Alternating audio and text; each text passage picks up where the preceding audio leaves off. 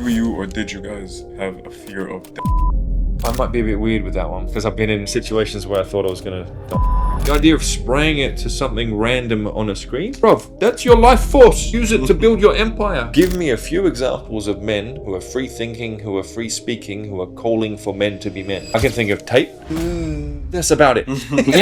Really? My nickname was Anger Man. A lot of issues. My upbringing was very much messy. Shaitan is real. The only thing that can stand up to Shaitan is Islam. Then obviously it's the right move on the chessboard. So it was very much a logical choice to adopt Islam.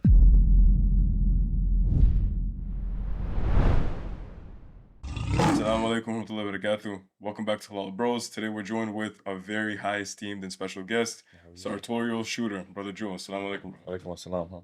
How you doing? I'm well, man. Assalamu alaikum, brother. How you doing? Nice Nice to see you. Nice to see you. Bro, I'm just going to say, if you were wearing that incredible jacket you had done in my shop, this podcast will get so many more views. Oh, mate. Mate, I mean, if it's here, you might have to get changed. I might have to get changed. I've been bulking though, so I'm waiting to cut back down. But I feel you, right? yeah, Just playing, mate. Just playing. Mostly. Listen, bro, there's something very special that we got you. Yes, let me go get it. While I get that, why don't you ask him how his journey's been since we last spoke? How's your journey been since we last? Alhamdulillah, man. It's amazing. I continue to reflect on the fact that whilst my choice to accept the truth and take Shahada was one of logic, Shaitan clearly exists in the world. The only thing that can resist Shaitan is Islam. And my values as a man, even in Australia, well before even moving to the Middle East, were quite matching with what we see, written in Islam. The emotional benefits are wild. Man, if I'm having a stressed day, especially when I'm praying in the masjid, boof, reset. It's incredible. I've noticed too, it's very useful if you're dealing with stress or you're busy to listen to the Quran, but one of the most powerful things I've found to do is go on to YouTube and type in, beautiful adhan. And hearing those call to prayers, some of the more, really emotional ones, tell me you can't feel the power there. I almost want to make a reel on Instagram where I play one of those beautiful adhans and just say to people, even non-Muslims, shut your eyes, listen to this. Tell me you can't feel something that is bigger than this physical world.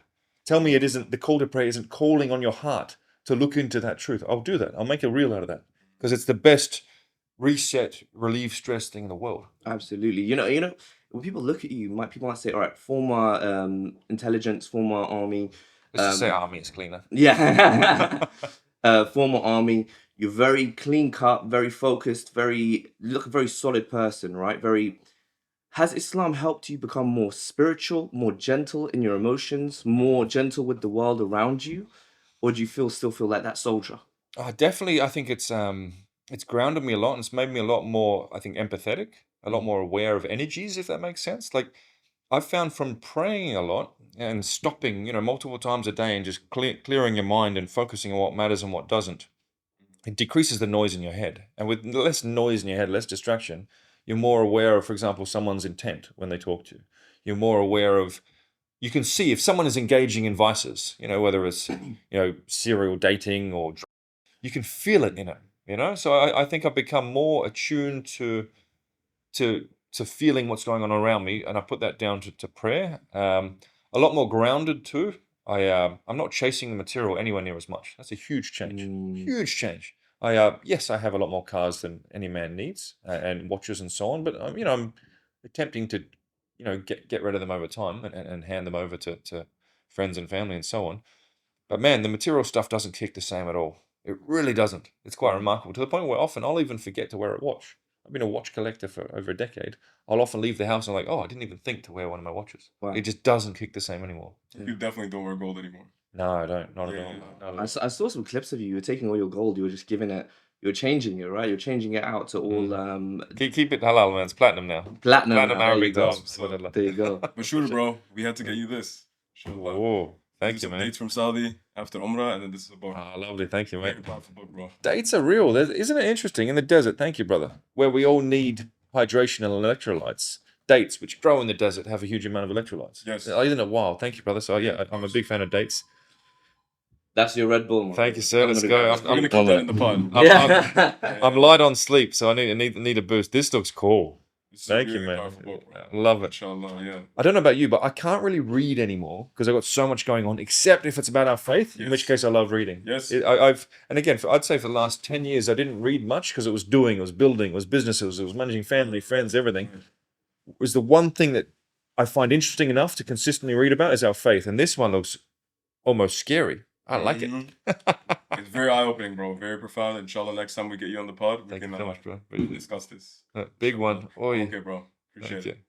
Amazing. Thank you so much, brother. Appreciate that. شكراً كثير يا حبيبي. Oi. I'll just drink half, bro. Yeah, just drink half. You're a big guy, so I thought I'd get you the big can. Thank you, man. Don't want to be too excitable on the pod. Inshallah.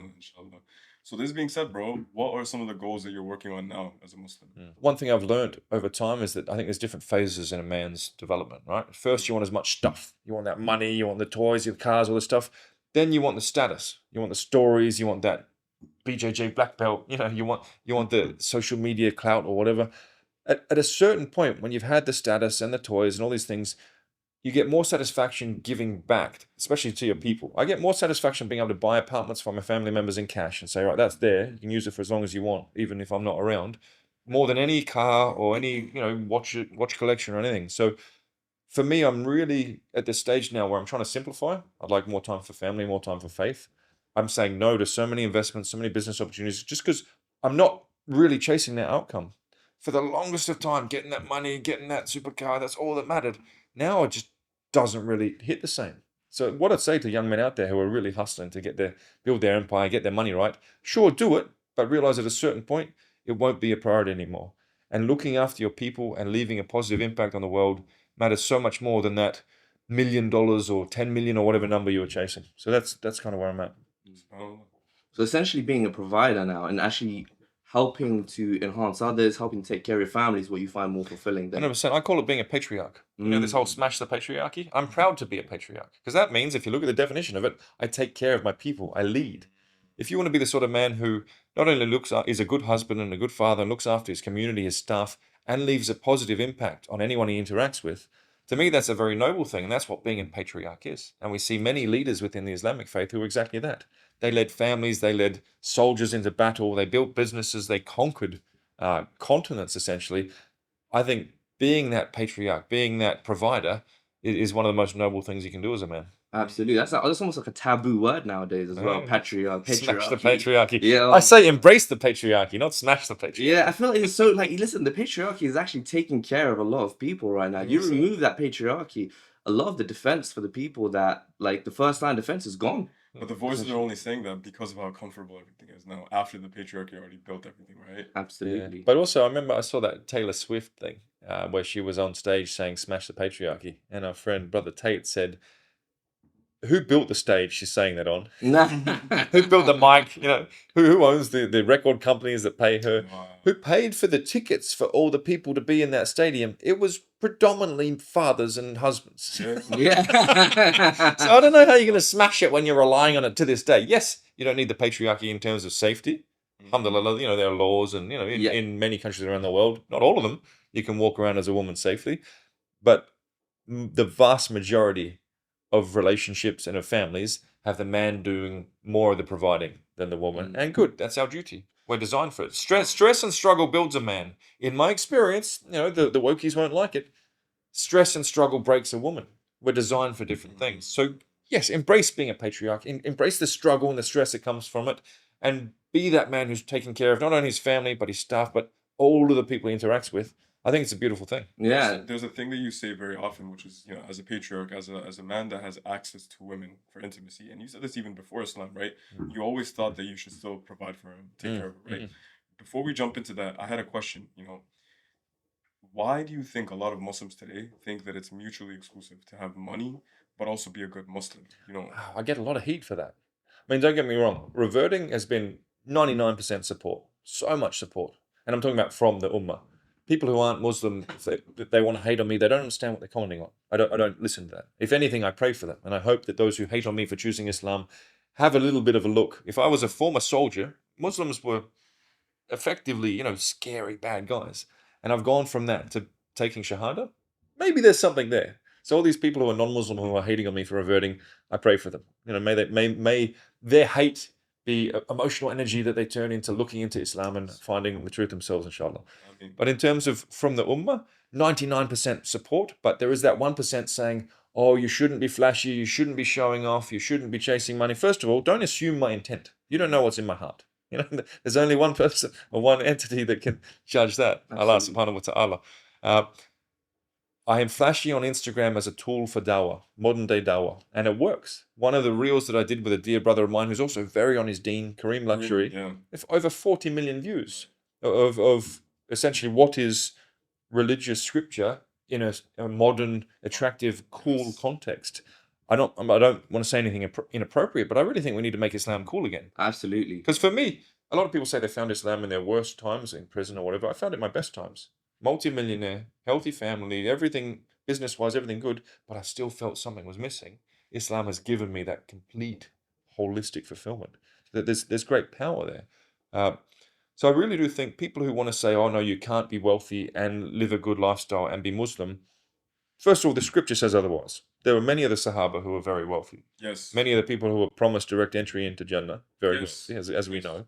But also, you see within the scripture lines like, Allah loves to see the bounty or his bounty on his slaves. You know what I mean? Enjoy the world, you know, in your hand, but keep your deen in your heart. It's written. So the idea that, and also, let's be honest, Allah loves the strong believer more than the weak believer. Nowadays, a lot of strength is financial means. Absolutely. If my distant third cousin needs a hospital treatment, I can pay for that due to being financially successful. That is something that we're meant to do as Muslims. We're meant to also giving sadaqah. I can give very significant zakat and sadaqah because of financial means. So the idea that somehow you can't be wealthy and be a Muslim, or you can't live a good lifestyle and be a Muslim. Firstly, any flashiness that I show on my social media is inspiring people to work hard and do well and look after their people. I'm not flashy because of the sake of being flashy. It's all empty. I say this often. And also just having capable gentlemen like yourselves to join the deen is massive. I mean, the Prophet, peace upon him, he made dua that either Umar or there was somebody else who was very high in status in that community at the time. He said, please make one of these two Muslim. Am I mistaken, Fayyad? I don't recall that. No, I'm pretty sure that's correct. Yeah. But Omar, essentially, when he joined the deen, that was massive because he was a character of large influence. Do you know what I mean? He wasn't just the fact that he had this influence and this power and this following behind him meant that when he joined the deen, he could add a lot of value to the deen. Isn't that interesting? And that's why you'll notice I've started to take my social media seriously. That's because I've had so many people say, hey man, I started reading the Quran because of your podcast. Or hey, I'm taking my deen more seriously because of what you've said. Now look, what do I know about Islam? Really? I've got so much to learn. I almost feel it's unfair for my voice to have such reach. It's a novelty. You know, I'm a tall Aussie dude who's found truth. And I get that. But it's on me to utilize that novelty and to get my message out as much as I can. That's why I'm trying to post every day on Islam. And you'll notice every second post is dawah related. I was accused recently in the comments of, he's a good guy, but he has an Islamic agenda. It's like, yes. I don't sell anything online. My reason for taking social media seriously now, because it is work, is because I'm aware of the fact that, to your point, when you do have influence or reach, if you can then be drawing people to the truth, that's an incredibly meaningful thing to do. Absolutely. It helps individuals and helps the world. It's a big deal. And it's one of the most important things you can do. You know, I see these comments on your reels all the time where it's like, oh, I liked him, but now he's too preachy. It's like, what's wrong with that? Yeah, fair. Well, okay, fantastic.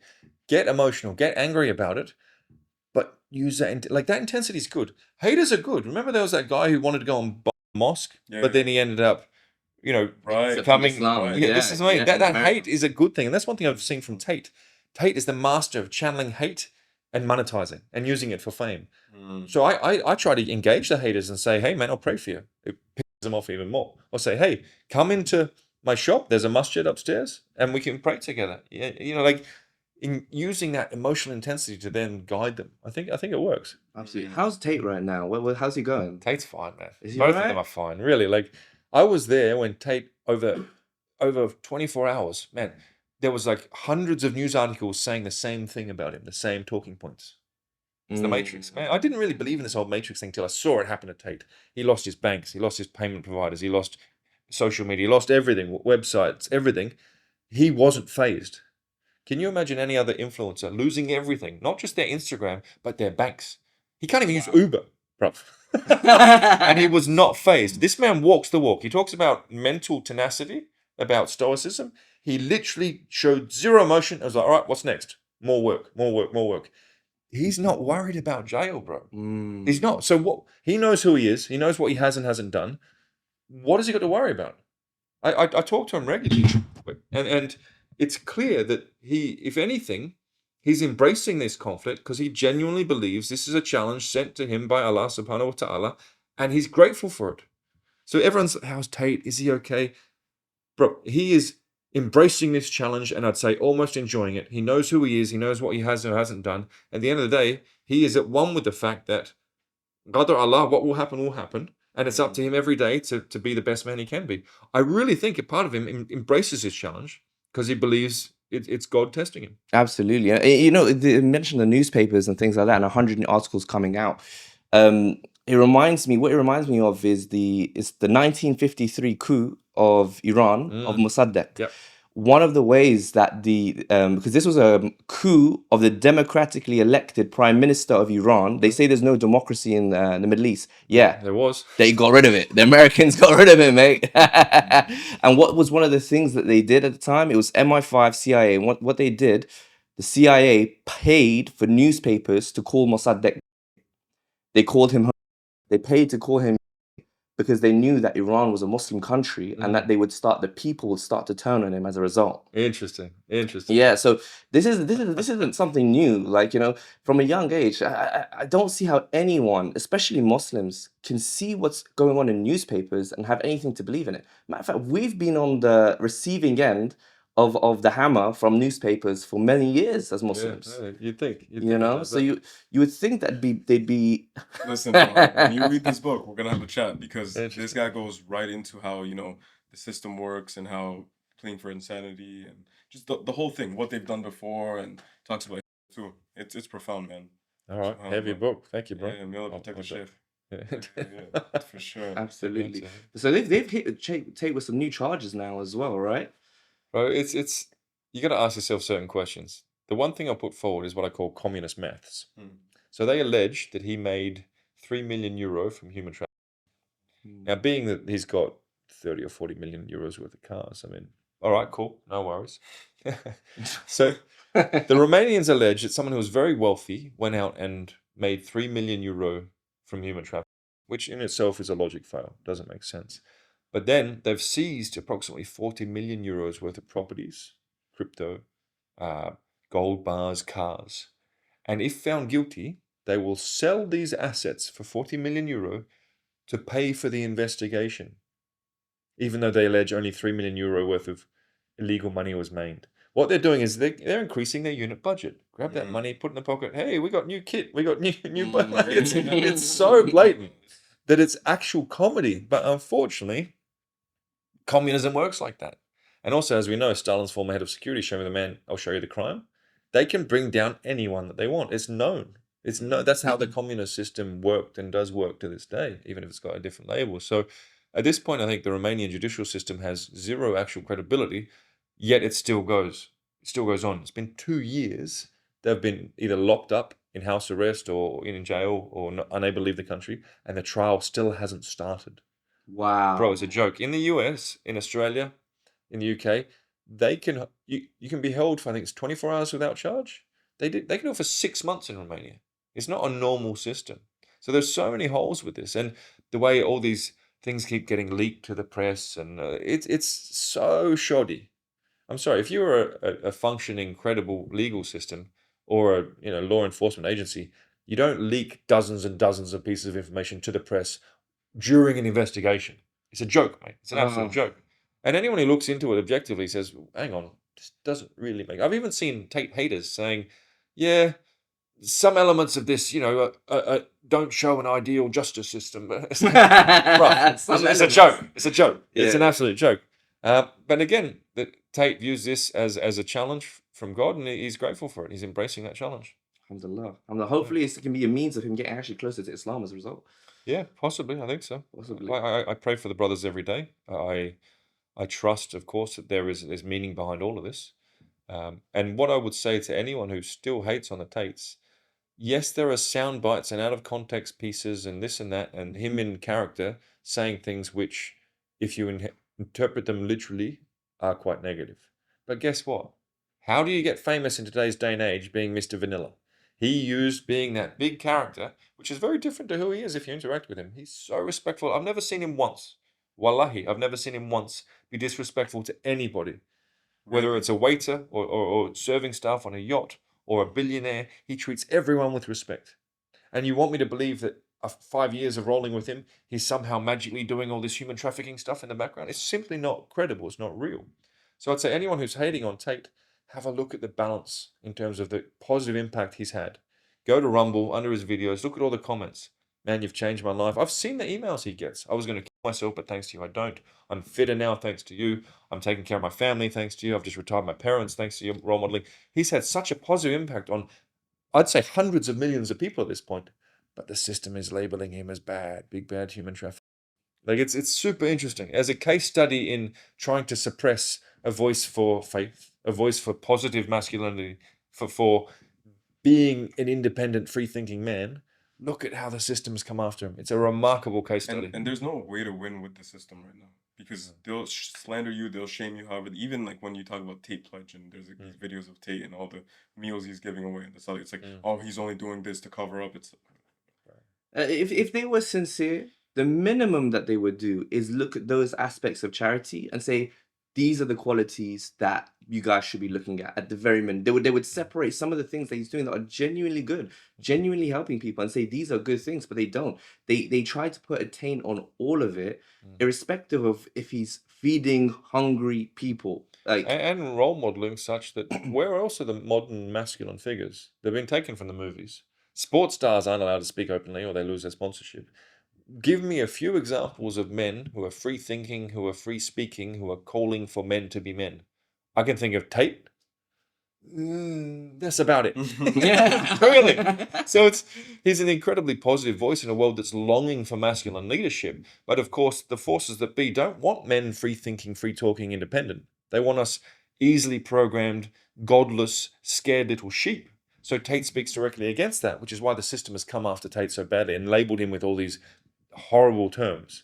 It's quite an amazing case study. And like, you know, they almost created Tate in a sense, because they created such a vacuum of male figures that there needed to be someone who was overtly masculine, let's say, and overtly brash about it and unapologetic for it, to actually kind of rebalance the scales. Like I remember I was saying Fayad the other day, I was like, mate, I was a kid, yeah. My dad passed away when I was 2, right?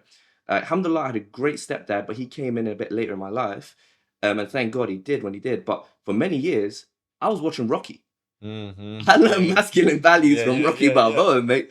Friends don't do because they owe. They do because they want to do. You know what I mean?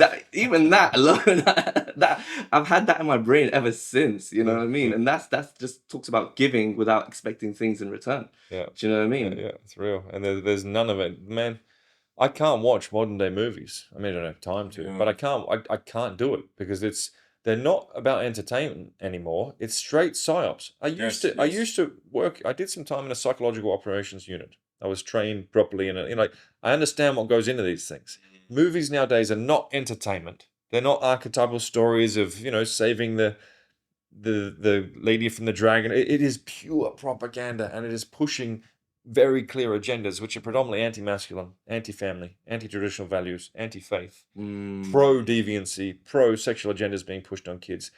Movies nowadays are straight propaganda. They're not in my house for that reason. Bruv, I can't do it. Yeah, well, I can't go to cinemas to watch these normie films. I cannot be there. It's so blatant. So there was this, these videos when you see people go to millionaires and they're like, what do you do for a living, right? And it's very cringe because today you're expected to have credentials or a title. But many people, like, for example, Tate, when they're asked, what do you do for a living? He says, I take care of my people, right? Yeah. So if someone were to come ask you, what do you do for a living? What would you say? I actually quite like Tate's line about I take care of my people, because I always say taking care of your people is the biggest flex on the planet. And also, again, I've bought Ferraris in cash. I've bought watches that cost $250,000. that is a fraction of the satisfaction of when I can buy an apartment for a family member and say, that's yours now. Like, to this day, when I reflect on my people that I've given cars or apartments to, I get this sense of not only pride, but also relief. If something happens to me, my people are still okay. So I might actually just copy Tate and say, the reason I get up in the morning and I put the hours that I put in, and I sleep a lot less than I should, is because I aspire to take care of my people as well as I can. And that isn't just family. That's my brothers, the people I'm mentoring, that's my staff. That's anyone who I interact with, even in an online fashion. Bruv, there's an energetic exchange with everybody, right? I'd like to think anyone who I interact with, I'm lifting them up, and they in turn are lifting me up through that exchange. That's what I do for a living, or that's why I do what I do for a living.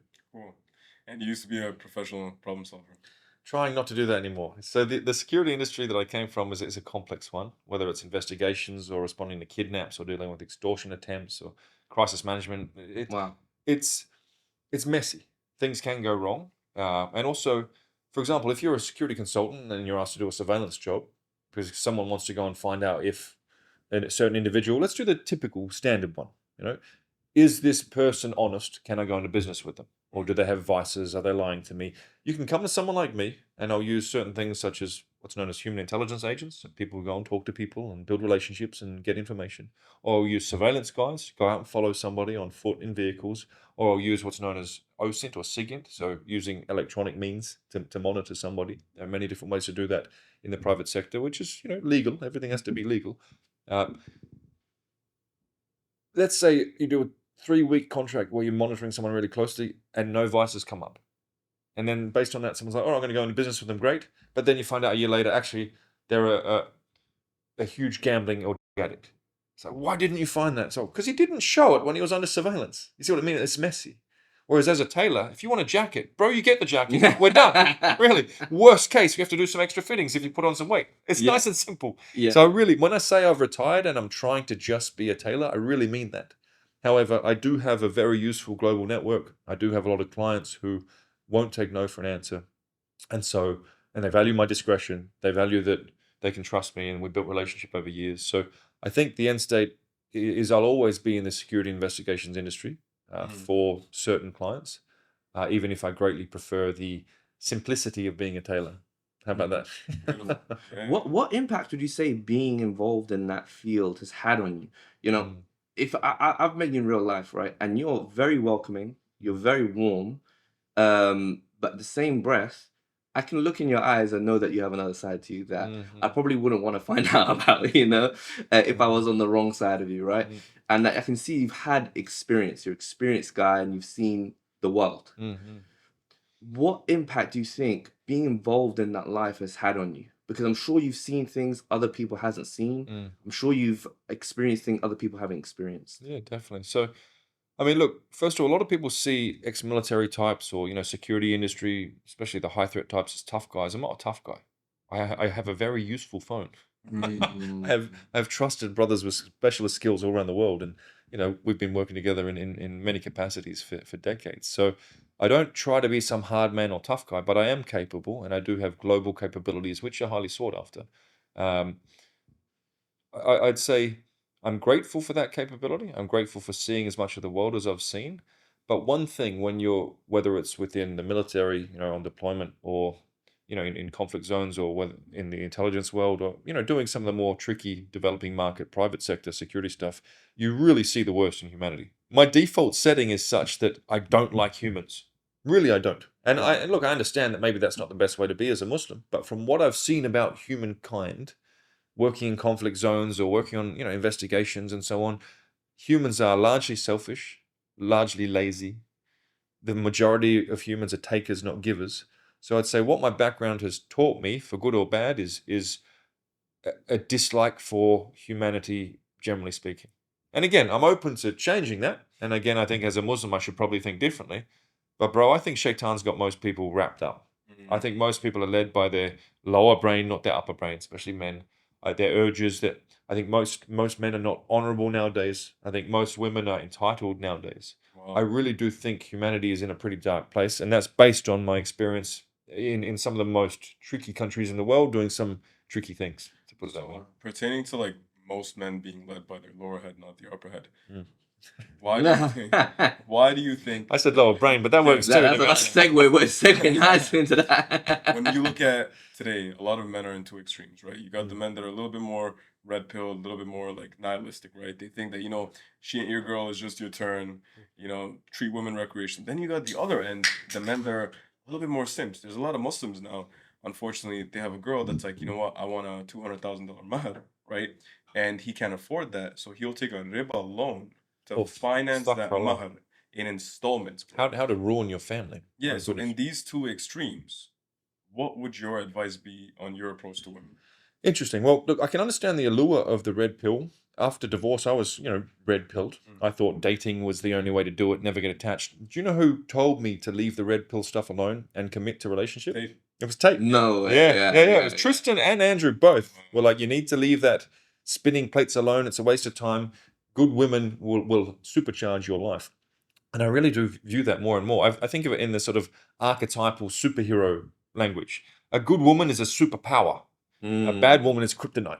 It's true. Yes, predominantly what matters for men is mission, conquest, building businesses, going out of the world. But the single biggest decision you make is not about your business. It's about the woman you spend your life with, the woman you have kids with. That is the single biggest determining factor of whether your life is ruined or supercharged, is the woman you choose to allow into your life. So I think all these guys are completely missing the point. This whole, she's not yours, it's just your turn. How is that not being a...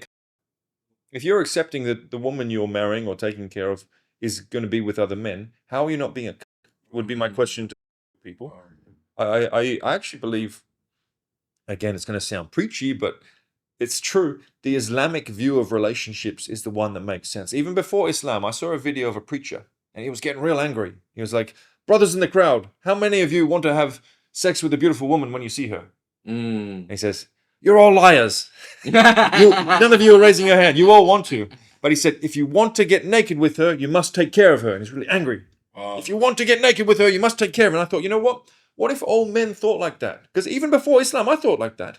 If you are taking care of a woman for her life, should you get intimate with her, you're going to be a lot more careful with who you get intimate with. And also, wouldn't society be better off?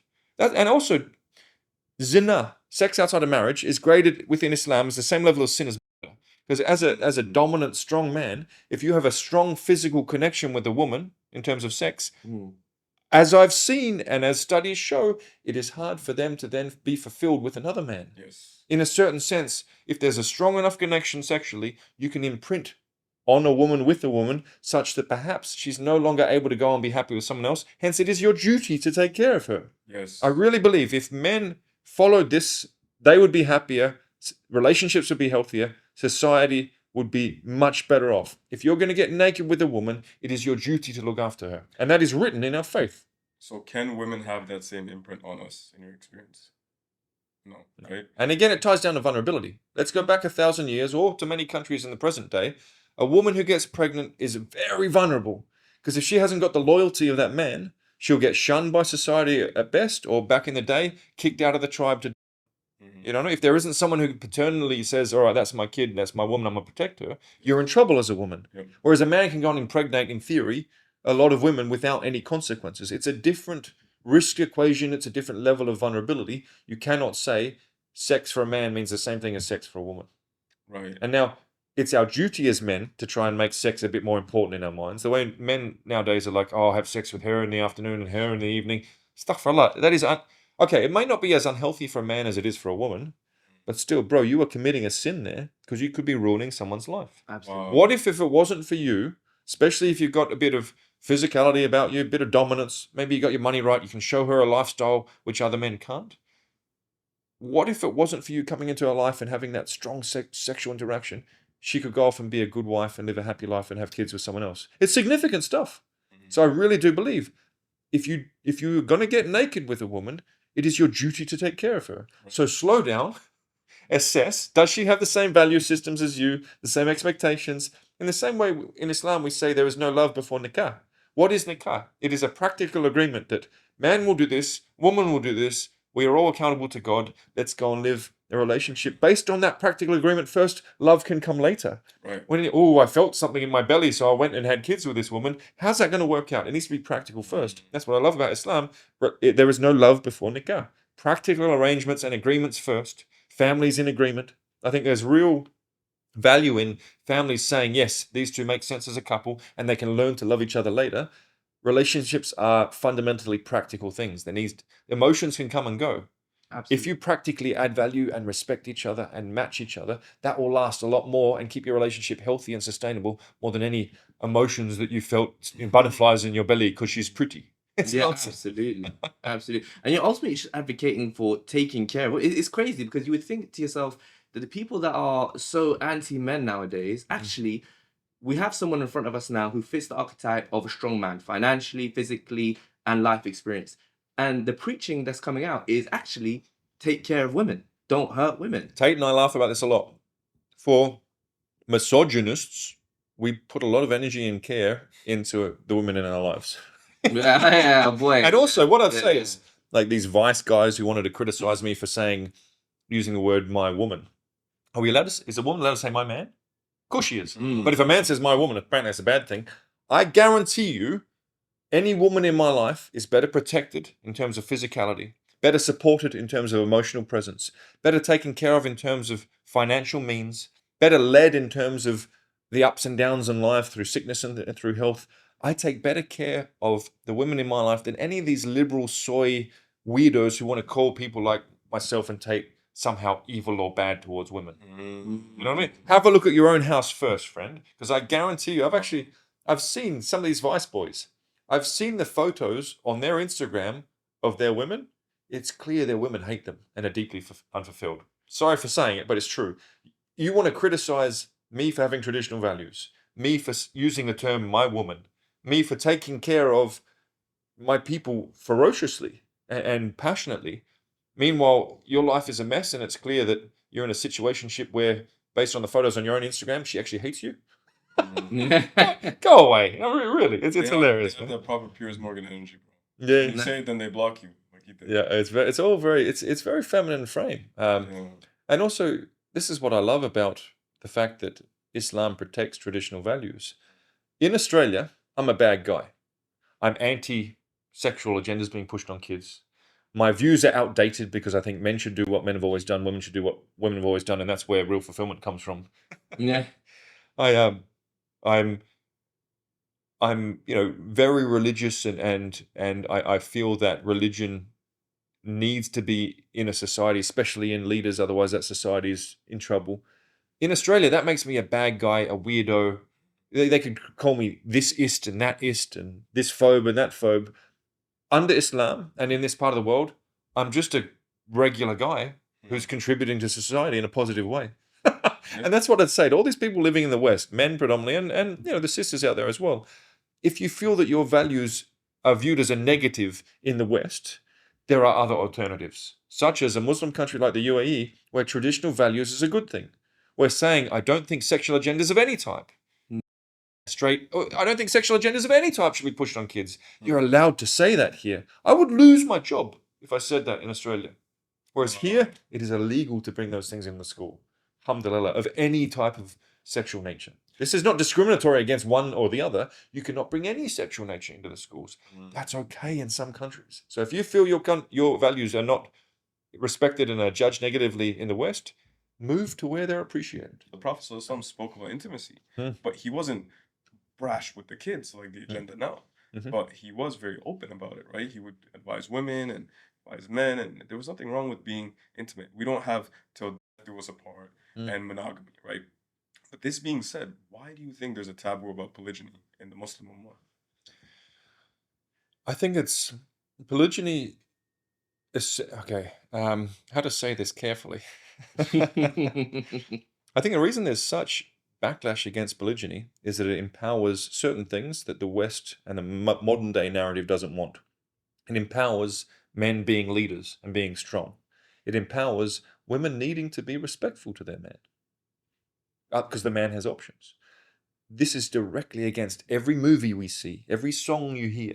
It's all anti-masculinity, anti-traditional values trying to weaken the man. I can understand why.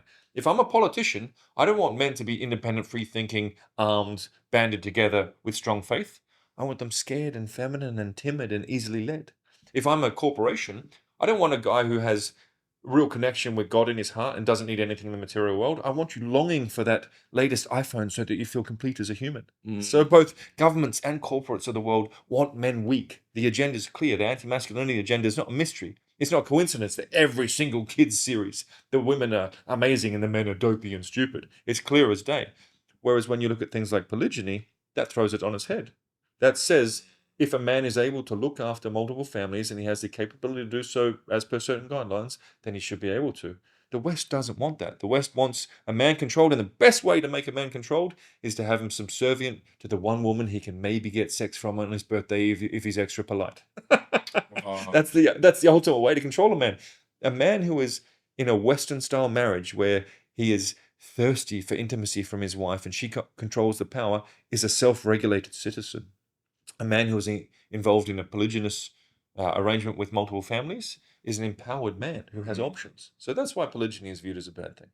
And they don't have an issue with women having the plural, I guess you could say, currency, in the sense that she'll have, the guy at work gives her attention, then she'll have her actual husband, then she has a guy that is in the DMs, and he's been trying to break out of DM jail for a year, then she has a guy that Venmos her gas money, and then she has the texting buddy, and it's okay, but the second you want to do something halal, see, a lot of Muslims, unfortunately, today that are a little bit programmed, they equate a man getting another wife with adultery. SubhanAllah. Well, again, I hear a lot from the woke crowd, where have all the good men gone? The answer to that is polygyny. Yeah. If there are certain, because throughout history, not all the men had kids. Something called a gene pool, as you see in any species. The top men would have all the pretty ladies and all the kids. So now we want to pretend that if a man has certain means and certain emotional leadership, the financial piece of polygyny is easy. If you're at a certain level, it's that emotional presence to be able to lead multiple families through the sicknesses and the challenges, and one kid's not doing well in school, and there's a lot of work involved in leading multiple families. The idea that that can be done, easily and without heavy implications is a joke. So it actually takes a lot from a man to lead multiple families and be polygynous. But all these women will say, "Where have all the good men gone?" But then demand that all men be monogamous. Well, there aren't enough good men for all the women throughout. Like, it's simple maths. And I know this is not a popular thing to talk about. And indeed, I was in certain stages in my life where I didn't have any money. I didn't have any value. I was a young guy who didn't get much interest from women.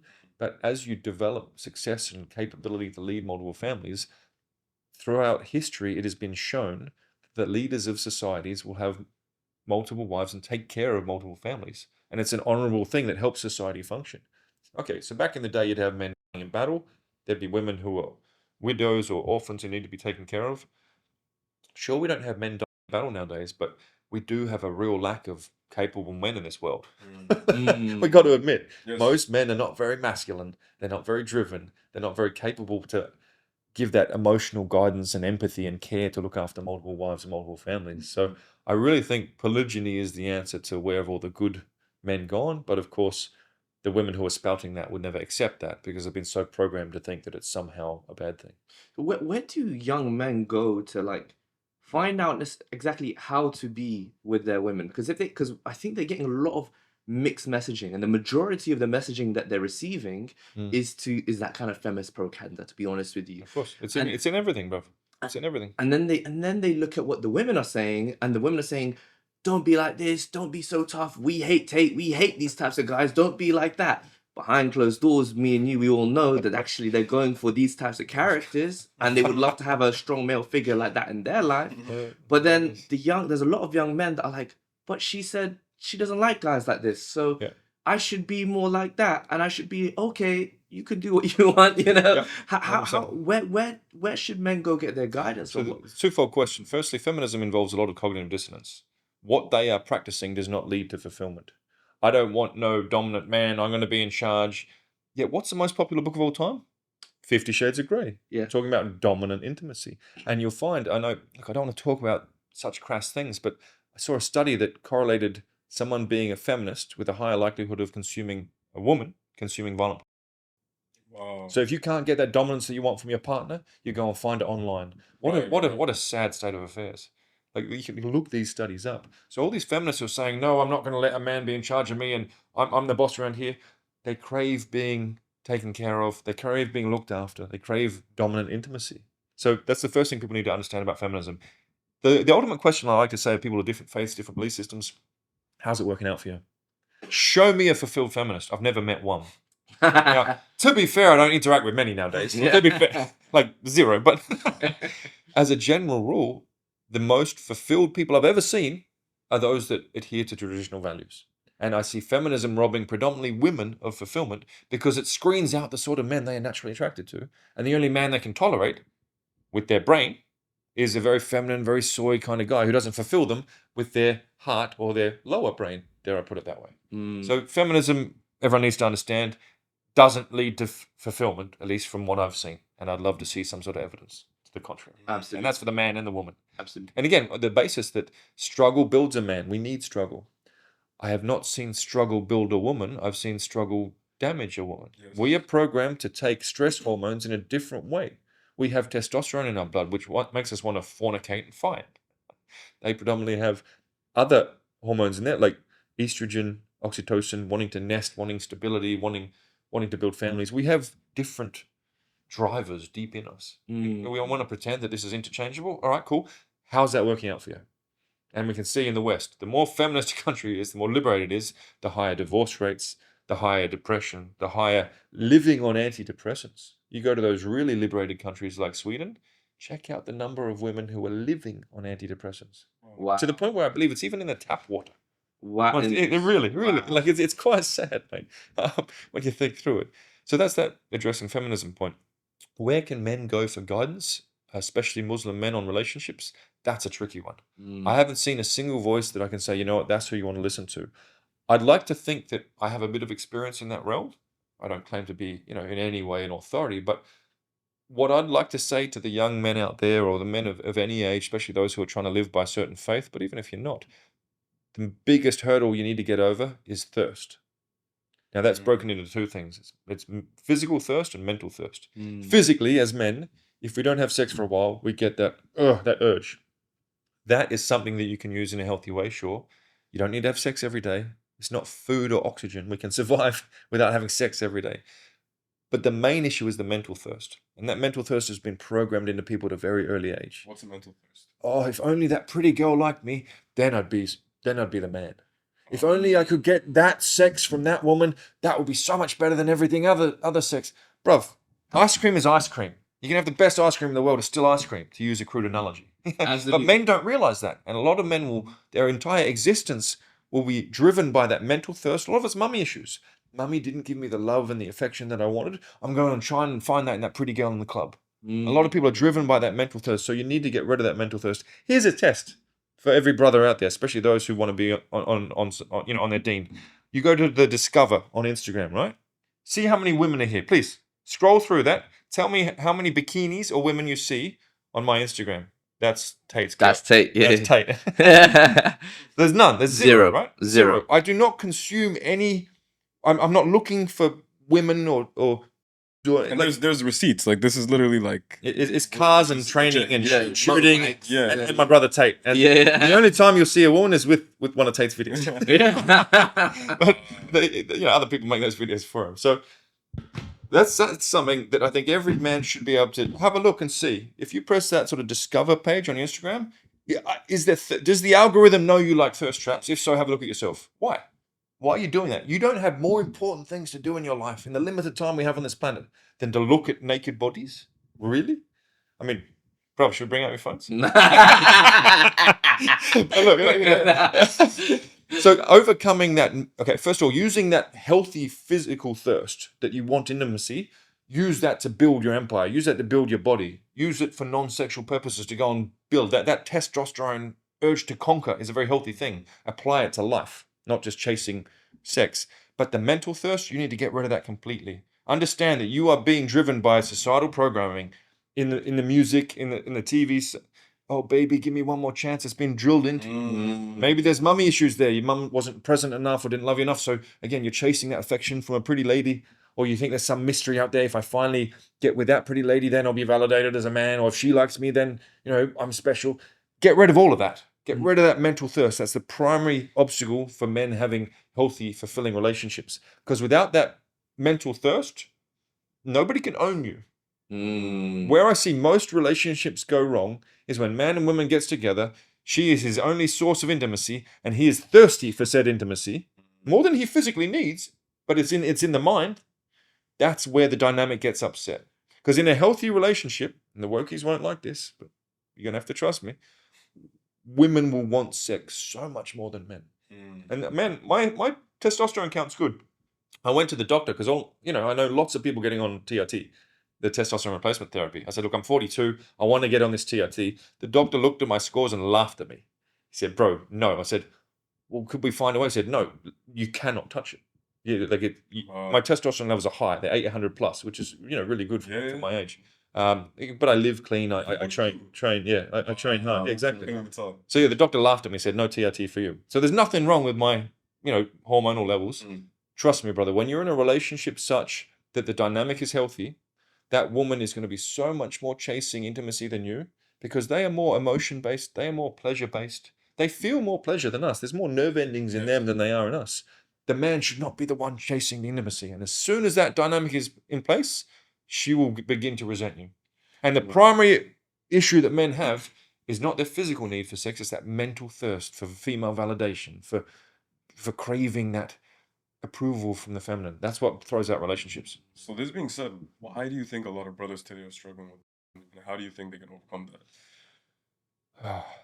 I think, first of all, understand that is being used consciously to weaken men. And each time you use it, you are bowing to the slave masters. You know what I mean? That is your life force. That is, I think Freud said something along the lines of, most achievements through life have been men taking their sexual energy and using it to do things that aren't sexual. That's your force with which to build, with which to go and meet people, with which to conquer. You're going to waste it on a screen? Like, by yourself, watching another man? I'm sorry, it's all a bit lame, to be honest. So men should keep in mind that pornography, one, is what the slave masters want you to be, weak and easily subdued. Two, that is your masculine life force, and using that to build your empire is absolutely essential. But I think it's just a day-to-day, especially for, really, really, high sex drive young men, it's a day-to-day discipline. When you feel the need to use pornography, be busy. Do push-ups, go for a run. You know what I mean? If you're sitting around bored, make your life more complex. Learn things, build businesses, watch documentaries, read about the faith. Your life, man, we have finite time on this planet. Your life should be so full, you don't even have time for pornography. And ideally, you should be in a relationship such that your woman wants you so badly, you don't have the energy for That's the ideal end state, and it's achievable in this world where everyone's like, oh, there are no good women. Trust me, there are. You just need to be clear in the way you put yourself forward. If you're a man who believes in traditional values, put yourself forward that way. If you're a man who's not looking for anything other than a good wife, let that be known on your Instagram posts, or if you're on dating apps, in your social circles. There are a lot of women out there saying, where have all the good men gone, the providers and protectors? There are a lot of men out there saying, oh, all women are entitled, women are trash. There are two parties there, good women and good men, as we've seen in our book. Good men are for good women are for good men. Bad women are for bad women, men, and vice versa, There are good women out there who are looking for a good man. You just need to market yourself appropriately. All these guys on Instagram with a flashy this and that. How are you going to attract quality? Your personal brand should speak to the fact that you are looking for a quality relationship. You are a protector and a provider, and you're looking for a co-pilot in life to support you so that you can win together as a complementary unit as God has designed us. You know what's crazy? That's actually the advice of the Prophet. He told the shabab, the youth, if you're young and you have the ability to get married. And if you can't, then fast. As in, like, busy yourself, focus on ibadah, But do you know this brother named Sunny Faz? So Sunny Faz is now Muslim.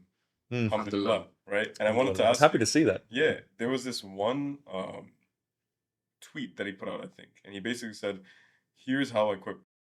And he said, after becoming a Muslim, I started believing in jinn, and I'm imagining that there's a jinn in the room. Listen, about to get off to me getting off, and I refuse to let him get off. Bro, that's the first. I mean, time that's I've pretty ever- multi-layered, bro. There it is. There it is. Yeah. This is One- one week after the shahada, so one- I'm ready. Yeah. One thing I will say is, when you are intimate with a woman, if she is energetically polluted, you take on that energy. We can all agree to that, right? Mhm. Like, if someone is unhealthy energetically and you are that intimate with them, there's an energetic economy. You will receive some of that. I think it's the same with you are opening yourself up on a very deep, very sacred level to what, a stranger on a screen? Who knows what sort of energetic pollution is there? Like, it's your sex is sacred. Your intimacy that you share with a woman, is a sacred thing. To go and just waste that on some stranger on a screen. See, and there's this theory that I have that we're gonna go into, but today we have a lot of men that are dayuth. So dayuth is a man that basically Good term, is that one. okay, like, you know, putting his wife on in front of everyone, showing her body off, and it's like in the West, it's almost like promoted. It's like a status. You know, the rappers are talking my chick bad. Yeah, You know, like you want to show that off. I can't believe men who are. I mean, look, before Islam, I didn't view this as big a deal. Mhm. But now I can't believe that men will let women they care about show their bodies online, because their Instagram just gets assaulted by other men. Yes. Like, I know people who are, like, you can see online, wives who have public Instagrams showing lingerie shots of bikini shots. Yeah. Men would every day be messaging them. Oh, they're getting pics from blue check marks. Well, bro. I think the way to put it Oof. is the phone becomes a bag full of. Yes. Excuse my language, but it's that's true. what it is. How is that healthy? I don't get. But again, it's Western culture. It is shaitan doing what shaitan does. You know, normalizing all this stuff. This is why the Shafi'i and the Hanbali schools of thought in jurisprudence, they don't even take the testimony, bro, of a man that's dayuth. And the Prophet That's so ﷺ mentioned that the Wow. dayuth will never enter Jannah.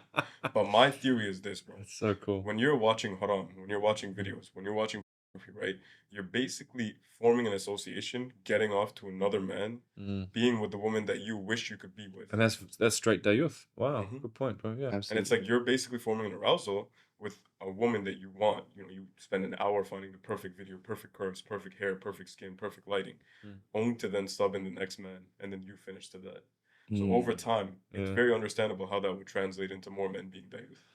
Interesting. Okay, because again, the system wants you to be that. Wants you to be weak. I mean, again, if we're trying to control men, the best way to do that is with a woman. Yeah. And the best way to do that is to have men form the belief systems and the behavioral patterns such that they are subservient to the woman. And that's what is, oh, I'm longing for something that she has. I'm sorry, my sexual energy is mine. I'm using it to train, to learn, to conquer, to achieve in the world. And I will share it with a woman who loves me and adores me so that I get that energy back in a healthy way. The idea of spraying it to something random on a screen, bruv, that's your life force. Use it to build your empire. You don't have time or energy to waste. Okay, if you are worth hundreds of millions and you've given incredible sadaqah and you've gone and, you know, looked after your families, and okay, maybe then you'd have time to waste, but by then you'd know better anyway. Like, in no functioning, logical life of a man should there be time or energy that can be wasted on pornography. It's just not, it's not real. So now, as a Muslim, you can see why a lot of Muslim men have protective jealousy, why we don't want to show off our wives.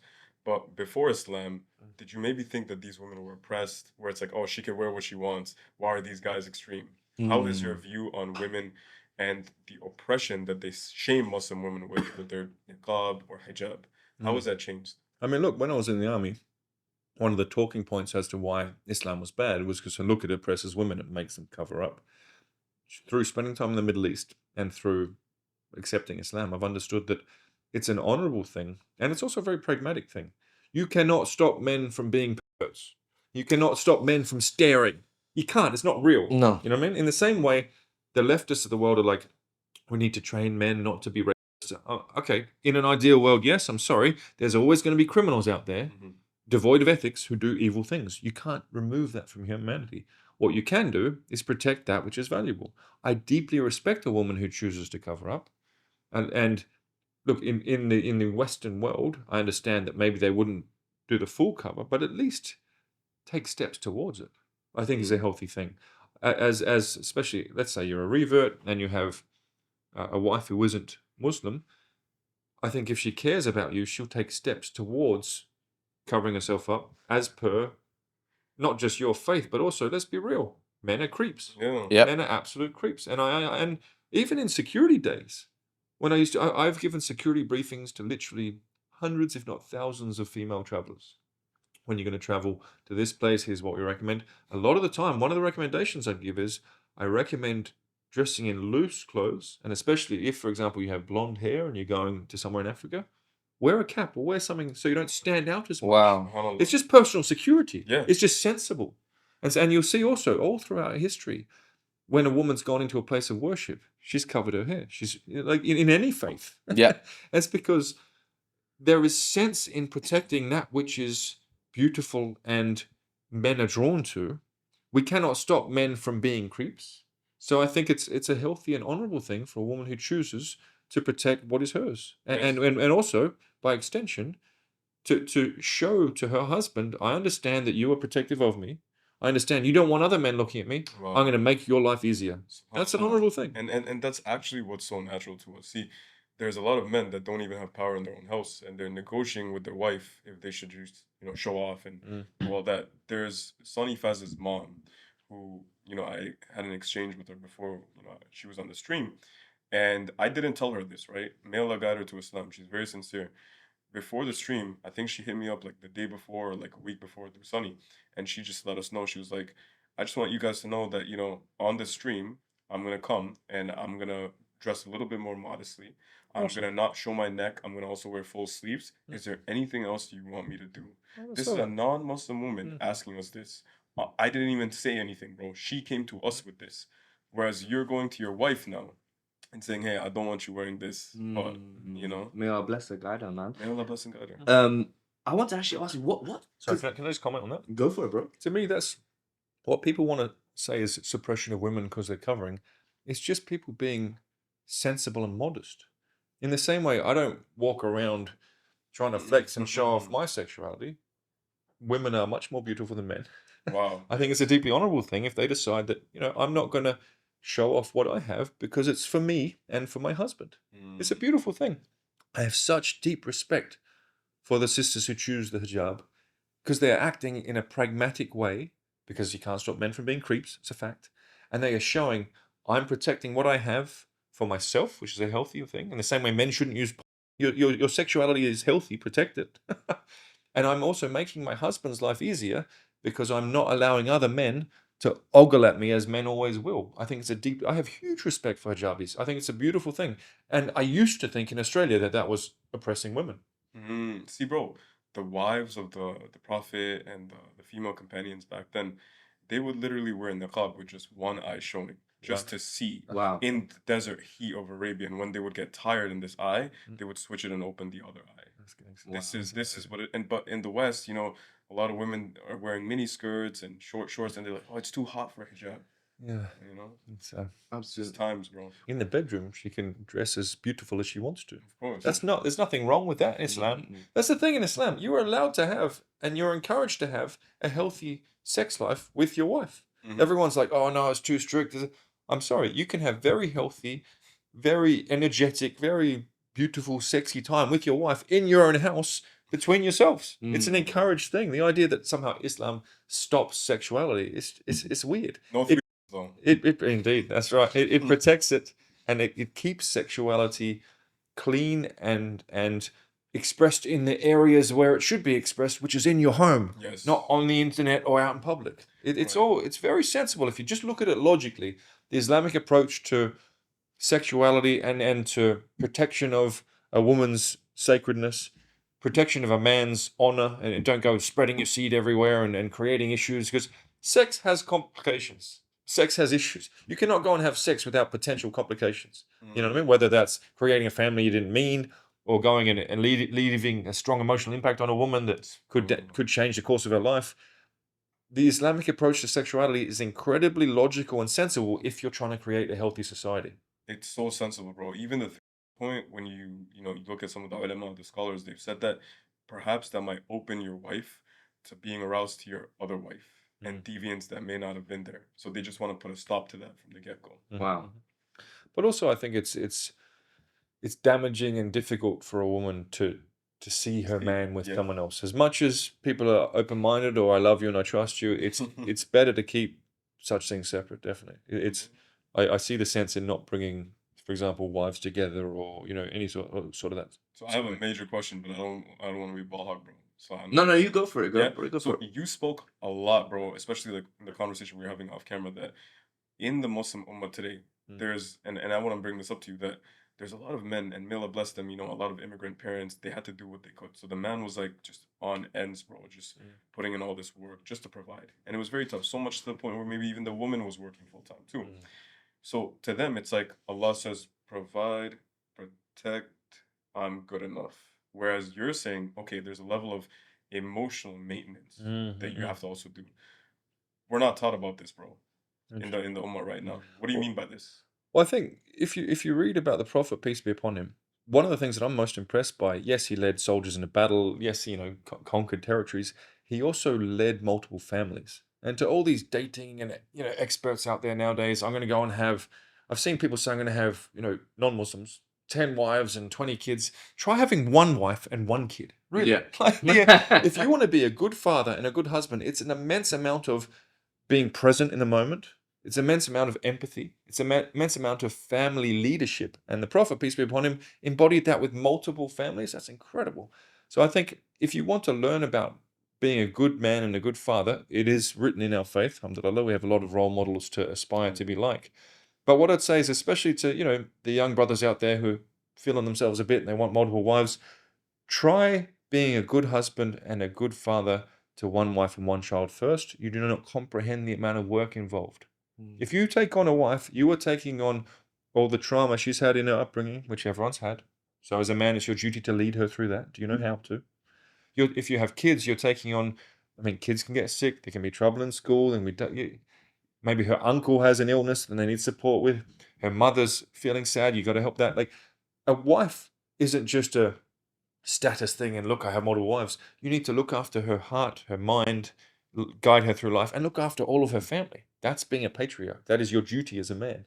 So all these guys out there are like, oh, I'm going to have 10 wives. Really? Unbelievable. Be a good husband and a good father to one wife and one child, and understand the immense amount of work that goes into it before aspiring to have multiple wives or multiple families. SubhanAllah. You just think about, the emotional intelligence of the Prophet. Like, too many people talk into one extreme of it. I get it. It's like, oh, the Prophet was, nice with animals and he was kind, but they fail to talk about the warrior aspects, right? But yeah, there were those softer aspects of him. Like, for example, when there was one time Aisha radiallahu anha, I believe it was that time of the month, and she was leaving the bed to, go clean up or something. And the Prophet ﷺ mentioned, go, and when you come back even closer to me. Just because a lot of women may feel awkward, or, you know what I mean? So he had that. Even when he would drink from the same cup as Aisha, he would rotate the cup to drink from the same spot. Little things like this, So he had that sweeter man energy. But it was also like, when it came to the battlefield, he wasn't playing around. That's it. So I think it's all about that balance. And I think that's so we talked about where do Muslim men find that guidance to be a good relationship partner. I often talk about it. You need to be an empathetic savage. Really, that's what women are looking for. The Beauty and the Beast type thing. There's this big, strong, savage man, but through her beauty and her femininity, she can bring out the gentle side of him. Yeah. And the Prophet, peace be upon him, he embodied that pretty well. He was a leader in battle. He was a warrior, but he was also enough of an empathetic family man to guide and lead multiple families. And all these people trying to say, oh, Islam is somehow bad against women. The Prophet, peace be upon him, how many times did he say, be good to your women? The best of you are those who are best to their women. And whenever I read something that sticks out to me, I write it down.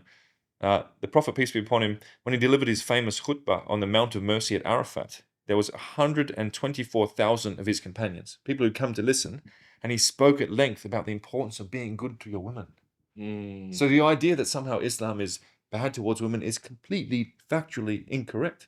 The Prophet was probably one of the greatest family men, peace be upon him, in history. So the idea that there's somehow some part of Islam which is bad to women, people need to read more. It's no mystery. It's there. It's written. And that's one of the things I respect greatly about him. The struggles. Any man who's tried to be a good husband and a good father to one wife and to one child or a couple of children, you understand the effort that goes into that. To do that for multiple families, man, that is incredible. So all these men looking for masculine guidance in the modern age and how to conduct themselves in relationship, look at the life of the Prophet. peace be upon him. That, to me, is the ultimate role model of not just how to be a masculine warrior, but also how to be that empathetic family man. Wow. Wow. Subhanallah. On your Instagram recently, I've noticed you've been posting more about your son.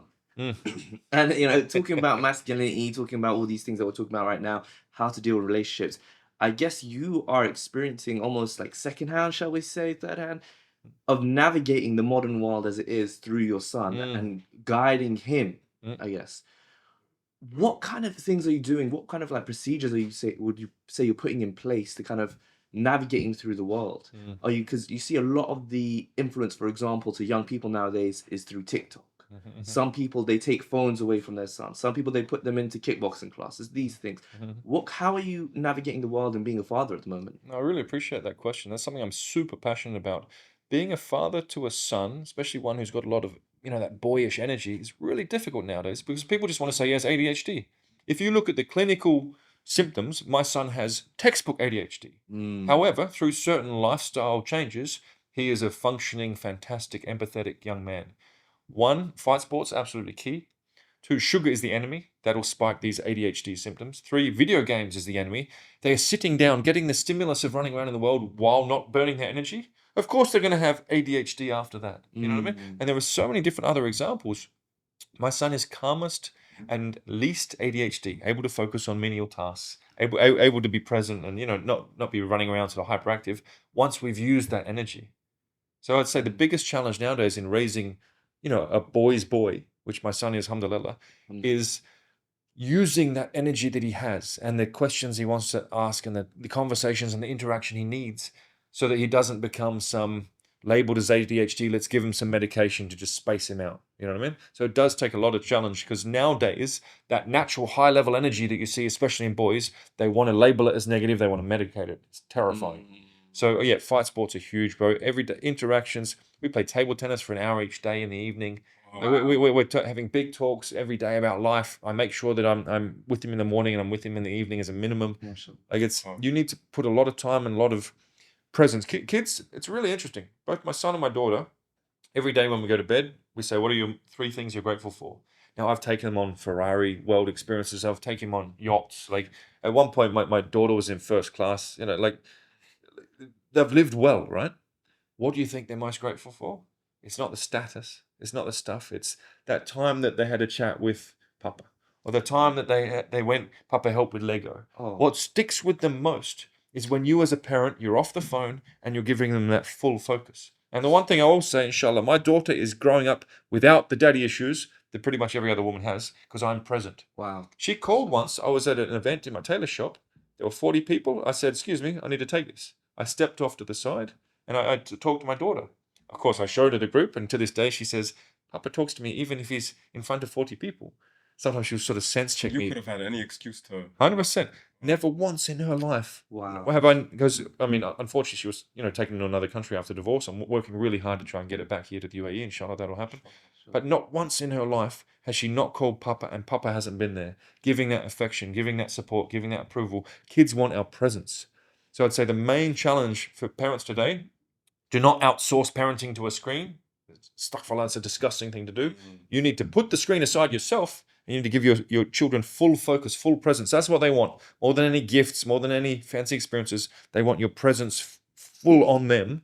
And if you don't, that's where the daddy issues and the mummy issues come, and you're setting them up for poor relationship dynamics in future. Right. And a lot of men would be fathers like that if they just studied the Prophet. Just like a lot of women would be more on point if they followed the good examples, not the modern day loud examples. Like there was a story that, Sheikh Uthman, right? We were talking about this. Have you heard of the story of the hairdresser of the daughter of Pharaoh? I have not. So Pharaoh, one of the most hated people to Allah, is mentioned in the Quran, right? His daughter had a hairdresser. The hairdresser was a Muslim, right? So one day she was combing her hair, doing whatever, just taking care of her, grooming her, right? And I think she dropped the comb and she just said Bismillah right away. It's just something that in the Islamic tradition you do when you're caught off guard or you're alarmed. And the daughter of Pharaoh said, "Who are you talking about? You talking about my dad, Pharaoh, right? He's the one that runs this, right?" And she's like, "No, I'm talking about the Lord of him and his forefathers and of you, Allah, the one true God." Wow. You see, the scholars have said in this time, right? This is a consensus opinion. You can lie about your faith if it's life and And at that time, it might have been, right? Sure. But she was she was like, no, I'm talking about Allah. She doubled down on that. And she said, oh, yeah? All right. And she called it that, called Pharaoh, right? Pharaoh said, oh, this is what you're going to say? I'm the Lord. Don't you know that? And she said, no, Allah is your Lord and my Lord. She's like, she's more man than we could ever be, bro. SubhanAllah. And Pharaoh said, okay, cool. Let's take out your kids. One by one, from the oldest one to the youngest one, he started killing them in front of her. Right. One by one. Imagine that, bro. And we have kids, bro. So just this is not a easy sight, bro, to just even fathom. The oldest one, then the second, then the third, all the way down to the last one. And the last one was a nursing boy. Now her palms are getting sweaty. Now she's like, should I profess my faith or what should I do, right? It's a nursing infant boy. And right before he was created, Allah created a miracle where that boy was able to talk. Just like, many of the miracles like Isa and all that. And this was one of, I believe, 2 or 3 boys or young girls that were allowed to talk just by a miracle. And the boy looked at the mom and said, don't have any fear, mom, because don't you know that the punishments of the hereafter are far worse than the punishments of this life. Awesome. Let him do his thing. Wow. And then he killed him and her. But anyway, my point is, when you think of a woman that's empowered, this is who the women should be looking up to. 100%. When you think of a woman that's strong, independent, this is who they should think to. Not a woman that's, just can't obey authority and her husband and her father and is rebellious and you know what I mean? But most women don't study. And most men, unfortunately, we don't study the role models. We don't study Umar ibn Khattab, Ali radiallahu an, Abu Bakr, the Prophet. We don't. This is why also when you were talking about the wealth point, most men don't know that roughly half of the 10 companions guaranteed Jannah, as mentioned in the hadith, they were wealthy. But just like you're mentioning, you get pleasure in, buying apartments for your family members and cars. These men, radiallahu anhum, they spent in the cause of Allah. They didn't just hoard it. Even the Prophet ﷺ, in many narrations, he would not go to sleep every day until he gave away all of his wealth, meaning nothing. Wow. And this is why there's a saying that many of the scholars say, it's like your tawakkul, your trust in Allah should be like the bird that leaves in the morning with no food, comes back with no food, but in between in the day he was fed because Allah gave the provision. It's very interesting. I love those examples. Thank you. Since reverting to Islam, I've gotten so much more comfortable with just seeing that money flow. Like I used to always keep a certain reserve of free capital. Man, I'll have literally nothing in my banks because everything's deployed, everything's out there. I've made incredibly aggressive property plays over the last couple of years. I'm just let it go. I'm fine. Like instead of needing to hoard and have that protection, Allah's the best of planners. Let's go. And from that, the investments that I've made, I've been extremely successful in the last few years with that mindset. Let the money flow, trust in God. Obviously, do my due diligence. Yeah. But Allah's the best of planners, but He also wants us to be smart in our decision making, right? But being comfortable with that non-hoarding and letting it flow and coming from a place of giving, I really believe you'll make more money than just trying to hoard. It's quite apparent in my own lived experience. It's a cool example, bro. I love it. Brilliant. And as you said, that detachment to the money, it's almost like now Allah knows that maybe this is not an internal test anymore. Yeah. So it's very understandable that you can be blessed more. Whereas if money is your God, like Allah says, have you seen the one that takes his desires as God? If money is your ilah, then it's like it's not. So you might be blocking your own barakah. Because many times you don't get what you want in life because you haven't grown into that person yet. I'll pay that 100%. I've learned that again and again. And cognitive behavioral therapy, like Jung, I used to read a lot about him, and other members of what's known as the Zurich Circle. They'd talk about the fact that you have emotional complexes, trauma. And until you've released that emotional complex, you'll keep manifesting it. In the same way, let's say you have a toxic relationship with your mum, you'll go and get a toxic wife. Until you've addressed those issues, the other than conscious mind will recreate those situations of past conflict in the present moment so that you can let them go. Once you've let them go, then the abundance can come. Once you've learned why you allowed toxic relations to happen, whatever you need to learn, you can go and manifest really positive relationships. It's the same with money. For the longest of time, even when I had multiple millions in the bank, I was still scared of being poor, deeply scared, because that's how I grew up. There was this constant fear and stress around money. But now when I finally let go of that fear completely, the money is just flowing. My investments are working better than ever. It's quite remarkable. So it's a real, there's a real thing that Allah will test you until you've learned what you need to learn and then abundance is there. I've seen it in so many other people's lives as well. So would you say that given that along with Barak you've overcome that fear of poverty because you trusted Allah to provide, do you think there's other fears that you still have that you'd be okay to share that you're working on? Interesting question, brother. I'm pretty content, to be honest. The one thing I'm still processing is the sense of obligation. I need to be better at saying no to people because I'm really actively trying to say less to business, less to networking, more to family and faith. Really, I want to do less in the world and make less money, inshallah. Although when the investments are at a certain point, it's exponential. But I want to be less engaged in the dunya, so I have more time for faith and for family. So I see more and more that's what matters, really. So I'm still learning to say no to people and not feel obligated. And, I should do this, I should do that. So that's one of the things I'm working on at the moment. And I discuss it with my inner circle and I reflect on it. I think at a certain point in life, when you've reached a certain level, whether it's useful network or capital that you can invest in certain things or sadaqah you can give, everyone wants a piece. Everyone wants a piece when you have a value or bit of following or whatever. You need to be selectively selfish in order to have the most positive impact. Like if you're pulled in too many different directions, you're not going to be useful to anyone. So to answer your question, what I'm working on now is being better at saying no. Ideally, people understand, don't get offended. If they do, that's on them. And really focusing on faith and family, because that's what life's about, man, really. It's how much money do you need? How many investments do you need? How many projects do you need to be engaged in, really? If the ultimate goal is being around your beautiful family and your brothers and practicing and learning about this incredible faith that I've been blessed to find. So trying to do less is my current challenge, bro. Inshallah. And there's a question that I have for both of you, actually. Do you or did you guys have a fear of death?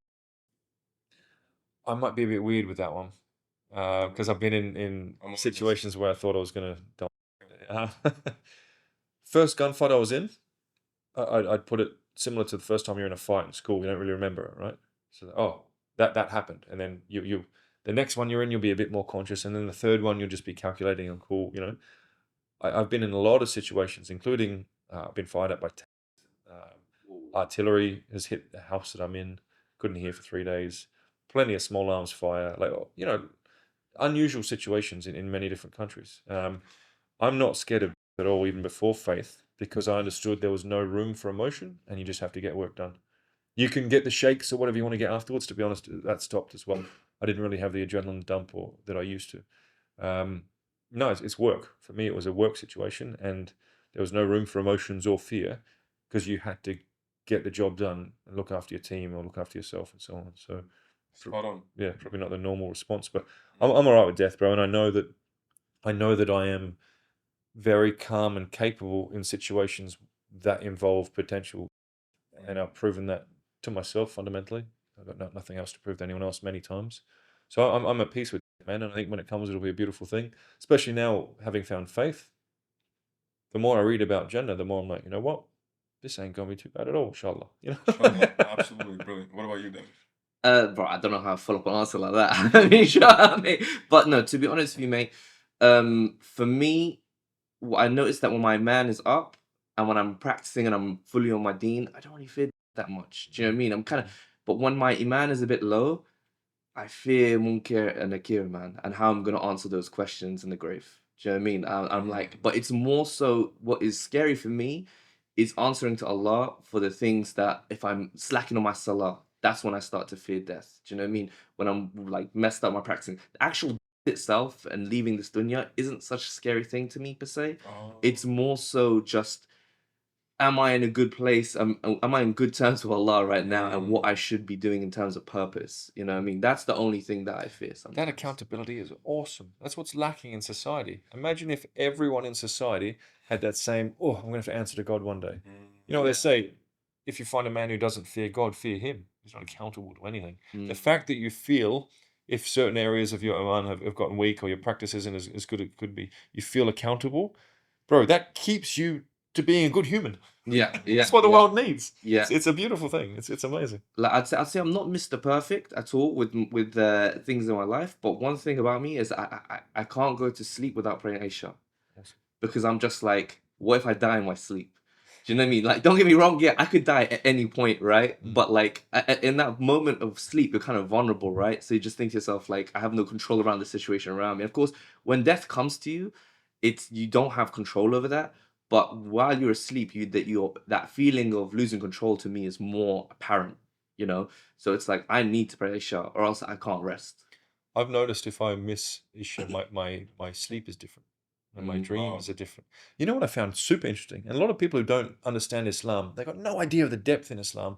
The fact that dreams are discussed and written about quite often within our faith. I've actually started paying more attention to dreams. There's one beautiful story I read recently. Khalid bin Walid radiallahu anhu, yes. When he'd recently reverted, he recounted a dream to one of his brothers, Abu Bakr Siddiq radiallahu anhu. And he said, I saw myself in a narrow, dark room, but then straight afterwards, I was in an expanse of green fields. And his wise brother said, the dark room was you living in ignorance as a non-believer. And the green fields that you saw is now you living in the expanse of knowledge that is Islam. Wow. So isn't that beautiful? You have these big masculine men interpreting each other's dreams, these big warriors with beards, you know. And also in my own lived experience, I used to dream all the time about Australian nature. I mean, we live in Dubai, you know, and it doesn't have the same nature that Australia has. I used to dream so much about the Australian hills and the rivers and the ocean and just that feeling of grounded oneness you get in Australian nature. I noticed when I reverted to Islam and I started praying in the mosque, I got that exact same feeling of connectedness and grounding through Salah in the masjid. And I stopped dreaming and craving nature in Australia. So I think what's really interesting about Islam, it makes you more attuned into things like empathy with your wives, into understanding that, you know, demons, jinn and devil are out there. It makes you more aware of things like dreams and paying attention to them. So all these people thinking that Islam is just about masculine guys with beards and rules and haram, I think it actually makes you more sensitive as a man and more aware of your own emotional state and your own inner workings. I definitely feel a lot more in tune with who I am and more sensitive to the well-being of my family members after reverting very, very clearly. Have you combined the two, praying in nature? Nah, not. We gotta do that one day, bro. Yeah, cool. It's I a like that beautiful idea. thing. That's awesome. Yeah. You know, I just go to the masjid because I have one in my workplace and one at home. right. It's easy mode, you know. Absolutely, yeah. Bro, I'll be honest, my next question is completely selfish, bro, and it is completely segue from this. Bismillah. Bro, I'm actually just curious about what you were like as a teenager and in your youth, and what led you to joining the army. Okay. Yeah. My nickname was Anger Man. I had a lot of Whoa. issues. My upbringing was very much messy. The state was involved at numerous times. There was physical and mental involved, and it was more than that. It was just a very unhappy, stressful way to grow up. So I had a lot of issues and was a deeply unfulfilled person. And so I was smart, alhamdulillah. My father has an IQ which puts him in the top percentile amongst geniuses, which is the top 2% of the population. So, and alhamdulillah, IQ was hereditary. So I was always very smart and able to learn fast. But I was just angry and undisciplined and a lot of fights and a lot of stupid stuff. Whereas the military, I think, is the perfect place for an angry young man. Yeah. So that was the only thing I could do. Yeah. I had zero interest in academia. I had zero interest in getting a normal job. I was an angry man who needed to use that energy, and I'm very grateful to the military in that. Not so much the system itself. I mean, I don't need to talk about how evil I think the military-industrial complex is, and how a lot of the time the armies are just trying to sort of replace religion by programming you to act a certain way. But as a young soldier, you're around a lot of really serious guys, and in the West, how are you going to find capable masculine men? You know what I mean? Absolutely. I'd like to think in countries that have God, that are not godless, you'll find masculine men going to the masjid around your brothers who are practicing. In Australia, the only way to find masculine men who could help me deal with this and also humble me a bit as an angry, young, confident man was the military. So I'm very grateful for it. Are you okay to share where that anger may have come from? I know it's very personal, so we can skip that. What you free to? Yeah, at an early age, I was just furious at my parents for being so incapable at life, if you allow me to say that. What do you mean by that? Just everything was stressful. There was a single mother upbringing. I'd look at other households that were peaceful and people were nice to each other and they weren't worried about money stress and just. I look at other households that weren't absolute chaos of toxic interactions and think, why don't I have that? So I was at an early age very committed to create a different environment when I was an adult. And alhamdulillah, there's zero stress. I have complete harmony in my personal life. So I've managed to break those negative patterns, which is something I'm very grateful for. And the military definitely helped. Getting out of my relatively small town and seeing the world and seeing what I have to be grateful for helped me reframe a lot of that. Alhamdulillah. You mentioned you came from a single mother household and Mhm. that kind of ended up in anger. It's very interesting you say that because I can relate to that actually. I grew up, my father passed away when I was 2, right? And my older brother is about 6 years older than me, right? When we grew up, I noticed that both of us had issues with emotions, regulating emotion. You know what I mean? My stepdad came into my life when I was a bit young, well, significantly younger than my brother. My brother was like in his teens, mid-teens. But I was at an age that I was receptive to him. And I would say if it wasn't for his kind of masculine presence and kind of rechecking me and kind of giving me like a male role model to look up to, I think I would have had lots of problems with emotions. And actually, I think my own brother has had some similar problems. I hope he doesn't mind me saying, but he's had some similar problems. And I think it all stems from not having a male figure in the house. So it's very, very interesting you say that. Fully agreed. I think we need, especially with my son, now that he's living with me full time, wow, he needs to be living with me. Yeah. Like a son, especially if he's a fiery young kid, needs that strong dad around. You can't be at 11 or 12 the big man of the house. You need a bigger man to say, hey, let's keep it real. So I think that masculine leadership in the home is absolutely essential. But I also think, and Tate talks about this really well, the anger that young men have to improve their lives and to be taken seriously and respected is it's a gift. It's a powerful thing. There's no way I would have built the wealth that I've built as one metric, if we're talking about, monetary wealth, if I wasn't so angry and so committed to improving my life based on that angry young kid who was looked at weird because he had poor clothes or was teased because, he was, I think at one point I had strangers taking me to get a haircut. I looked that bad. People who I'd interact with when I was doing newspaper delivery and so on.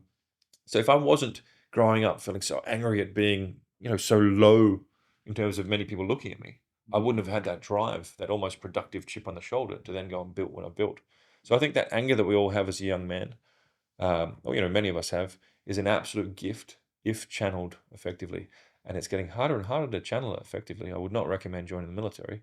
I think faith and fight sports is where you go if you're an angry young man. Really, really, go to the masjid, go to the boxing gym.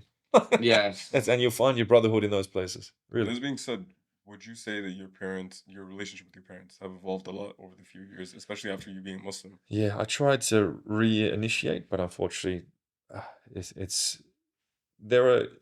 understand that Islam says you should be in touch with your parents. I think that's a beautiful thing. But also, there are instances in life where people are committed to being toxic and nasty, and you can't change that. So I give what I can. I be as kind and as understanding as I can, but also, I'm not going to let people be in my life. It's not happening. Absolutely. And you mentioned that it was the military that helped to ground you a little bit. We had a former Marine Corps revert on our podcast recently. Awesome. And he had a similar experience where he said he had like anger issues and issues with emotions, and that the Marine Corps really kind of had him straight. One thing I asked him about was about American values and the values that he learned in the Marine Corps and how they translate to Islam. It's very much, he said, courage, integrity, and honor, something to this effect, which these are actually quite good principles. Yeah, they're warrior traits. Yeah, look at them objectively. You look at American culture historically, not today, but there's actually a lot of family values historically in the past and things like that. Yep. What's Australia like in that sense? Is there a lot of patriotism? Is there a lot of like courage, integrity? Has there been a history of strong family values? And is that translated into the military? I mean, look, the programming in the Marines is pretty strong. They sing songs and carry on, and all props to them. We're not that hardcore in Australia in terms of the I'm a Marine type thing, Yeah. No, not ex-Marine, former Marine. We're a bit more relaxed, capable soldiers nonetheless, as has been proven in many instances, disciplined. I I'd say we're a lot more quiet. We're a lot more suited to jungle warfare. Marines are great at kicking down doors and making noise. We're good at being out in the bush for a long time and being a bit more subtle about the way we do our soldiering. Australia's not as big on the sort of Hollywood, stand up and salute the flag type stuff that gets pushed in America. But what I will say is, within the Australian military, there's a real emphasis on being capable and being professional. And if you'll allow me to swear, having your sock is the term. Excuse the language, but that is the term. It basically means being an organised, capable individual. And that's one thing that I'm really grateful for to have learned from being an infantryman in Australia, is you are forced as a young man to really have it together on a personal organisational level. Even to the point where, like, for example, let's say you haven't eaten or slept enough the night before, then you're going out on, an exercise the next day, you'll get pushed to the point where you fall over. Like, you have to, as an 18-year-old, you have to be conscious of maintaining your fitness, your readiness, having all your kit together, having your drills, your capability, your training, tight, ready to be displayed, because you're tested all the time. So it was a fantastic challenge as a young man, joining especially the infantry, physically, a good challenge. But I wouldn't recommend doing it for too long. Yeah. Unfortunately, I carry some pretty serious injuries to this day. So there's a cost to be incurred, but I'm grateful for it. But to answer your question, no, the Aussies are not as big on the whole salute the flag type stuff. What about morals, like courage and these other things? Yeah, I mean, it's talked about, not as much as in America, but it's more you demonstrate through your actions. You know what I mean? We don't sing songs about being good soldiers. We just be good soldiers. Gotcha. It's a bit more, a bit different. Gotcha. And you mentioned like combat sports and things like that. It's like you're mentioning what I see is discipline and routine and hard work and pushing yourself mentally and physically. I don't know if have you seen Full Metal Jacket? Oh, indeed. Yeah. Many times, bro. Man, the amount of times Full Metal Jacket lines were used during boot camp and at the School of Infantry, bro. Every man who's a former soldier has seen that movie and can quote the lines to you. Okay. Was that what boot camp was like for you as well? Yes, drill sergeant. not as heavy, but they utilize pieces of it because it's pretty funny. It's iconic. Right. And I'll tell you a story if you want. I want to hear stories. Yeah. I'll try and do it without swearing. So, so we just rocked up to our infantry unit, which was 1 RAR.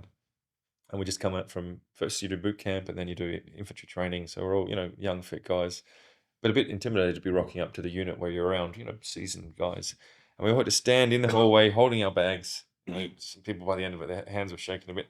And the corporals were walking up and down and sort of, getting in people's eyes. And that's when they were using lines from the Full Metal Jacket. So, where are you from? Oh, I didn't know. I just come from Texas, these sorts of lines. Yeah. How tall are you? I didn't know they stacked. Excuse my language. Yeah, that's it. No, using these lines. But to this day, one of the funniest things that happened in the military I ever saw. And I'm going to change the F word to a different word. Fudge. Let's say sleep. Fudge. Oh, I'll use fudge. So there was one guy who was standing there, and one of the corporals walked up to him and said, "You're looking at me like you want to fight me. Do you want to fight me?" No, corporal. He said, "Oh, you're looking at me weird. If you don't want to fight me, do you want to fudge me?" no, corporal, no. He said to the other corporals, come here. This guy's looking at me like he wants to fudge me. You want to fudge me, don't you? No, corporal. And then the corporal goes, what if I want to fudge you? There's no way to win. His face just went white. Like it was. And of course, I'm standing there trying not to laugh, because I've seen Full Metal Jacket. I know the games are being played, but if you want to talk about good, like, lads, fun and banter and what I call productive bullying, military is great for that, man. It was so much fun. The brother that we had on the pod, he told us something similar. He was there, and I think the sergeant came to him. It was like, why do you look like you want to get with my sister? And he's like, no, sergeant, I don't want to get with your sister. Is my sister ugly? Yeah. That's it. Yeah. I haven't heard that, but it's obvious. Yeah. So she's not good enough for you to fudge? It's like, It's like, you're damned if you do, you're damned if you don't. Yeah. But and throughout history, you'll see there's always, in the warrior class, there's that productive competition and bullying. And nowadays, I remember I was watching a Tate video on YouTube. and someone said, and I was in it, look at how they're bullying Sartorial and making him drink, and look at this terrible toxic bullying. I'm like, bro, if I was there, we were just having fun. Yeah, it's just lads. Like Yeah. the way that the left and the soy wokest types want to pretend that productive bullying, that competition, that banter is a negative thing. It is essential for men to be a little bit hostile with each other, to toughen each other up, so that we can all become more effective men. And unfortunately, it seems like the military is one of the only places where that still happens. And I think it's getting banned now in a lot of militaries. I believe in some boot camps around the world, you're not allowed to yell at the trainees, at the recruits. So we're going to train you for war, but we're not allowed to yell at you. Like the world's getting the West is weird, man. It's losing a lot of status as far as the leading country of the world, right? The leading countries. Yeah. So you know what's funny? Actually, you talk about like guys being tough with each other and building a bond off the back of that. So I've been training kickboxing since I was like 17, right? But I call myself an advanced hobbyist, all right? I know fighters and I know what sacrifice they put in. And calling yourself a fighter when you're not a fighter is like stolen valor. Yeah, Do indeed. you know what I mean? So I was gonna say, my best friend, who's like my brother, has probably given me the worst. He's a professional fighter and he's like the British champion in Muay Thai, in his weight class. He's given me the worst beatdowns I've had from anybody else in my life, and that's my best friend. You know what I mean? That's like my brother. And you look at every serious animal out there, from lions to dogs. What do the babies do? The kids, they play fight. Absolutely. You learn through playing, through fighting. But in the West, they're trying to say, oh, going to the gym's a microaggression, and boxing's dangerous. Life is dangerous. Absolutely. Life involves the need for aggression, So I really think every young man, especially living in a very safe city like Dubai, has to be involved in fight sports. I don't know how you'd manage that young boys' energy other than fight sports. So yeah, it's real stuff. It's super important. How did you transition from military to intelligence? Are there only like select people who get? Because I'm thinking like special forces now. Do you know what I mean?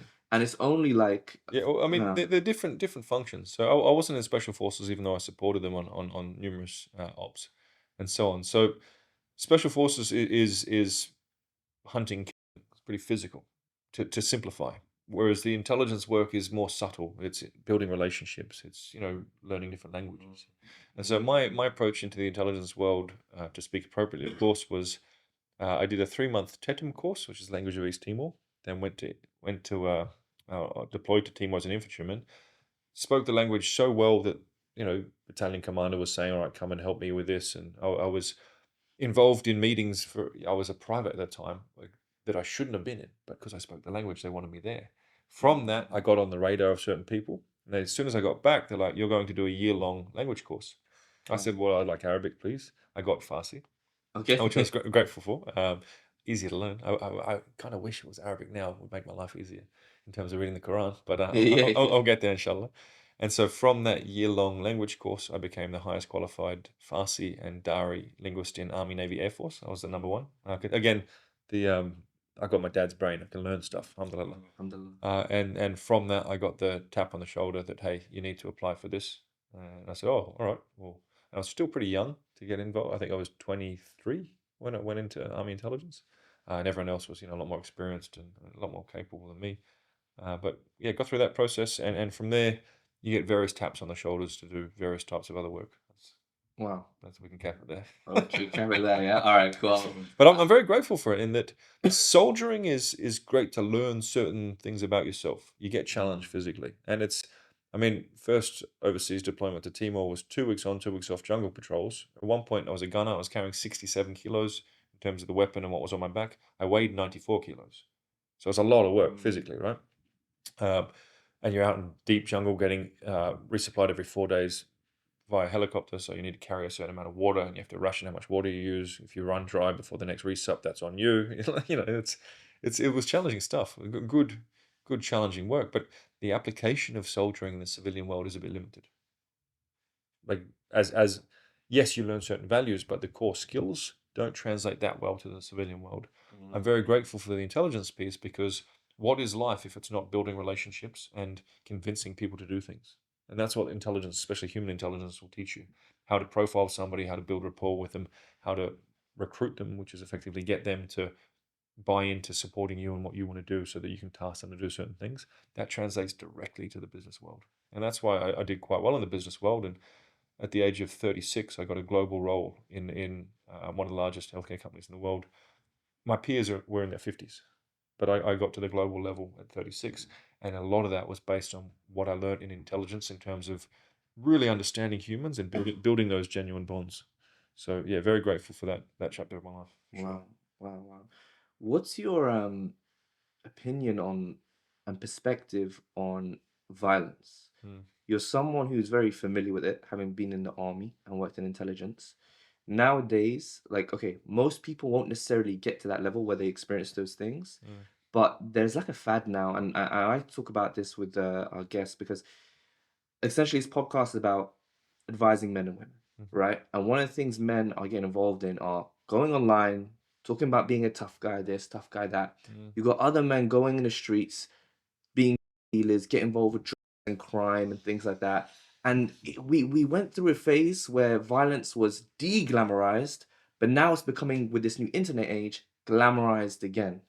You know, what is your perspective on violence? What's your perspective on street violence, things like that, and how men should conduct themselves in that regard? Yeah, interesting. Well, I'd say, look, the 15 years I spent across some of the world's most volatile countries as a security professional is probably where I was exposed to the most violence in terms of the impact that it has on societies. In militaries, you're part of a system, right? Whereas when I lived in Syria for 6 months, I lived in Iraq for about the same time, lived in Iran for 2.5 years. It's a pretty safe place, to be honest. But I traveled in and out of pretty much every active war zone across the Middle East and Africa over 15 years. Had teams on ground. I was the one who investigated kids, investigated, violent, all these sorts of things. So that was my sort of PhD, in, if you will, in understanding what violence means in the real world.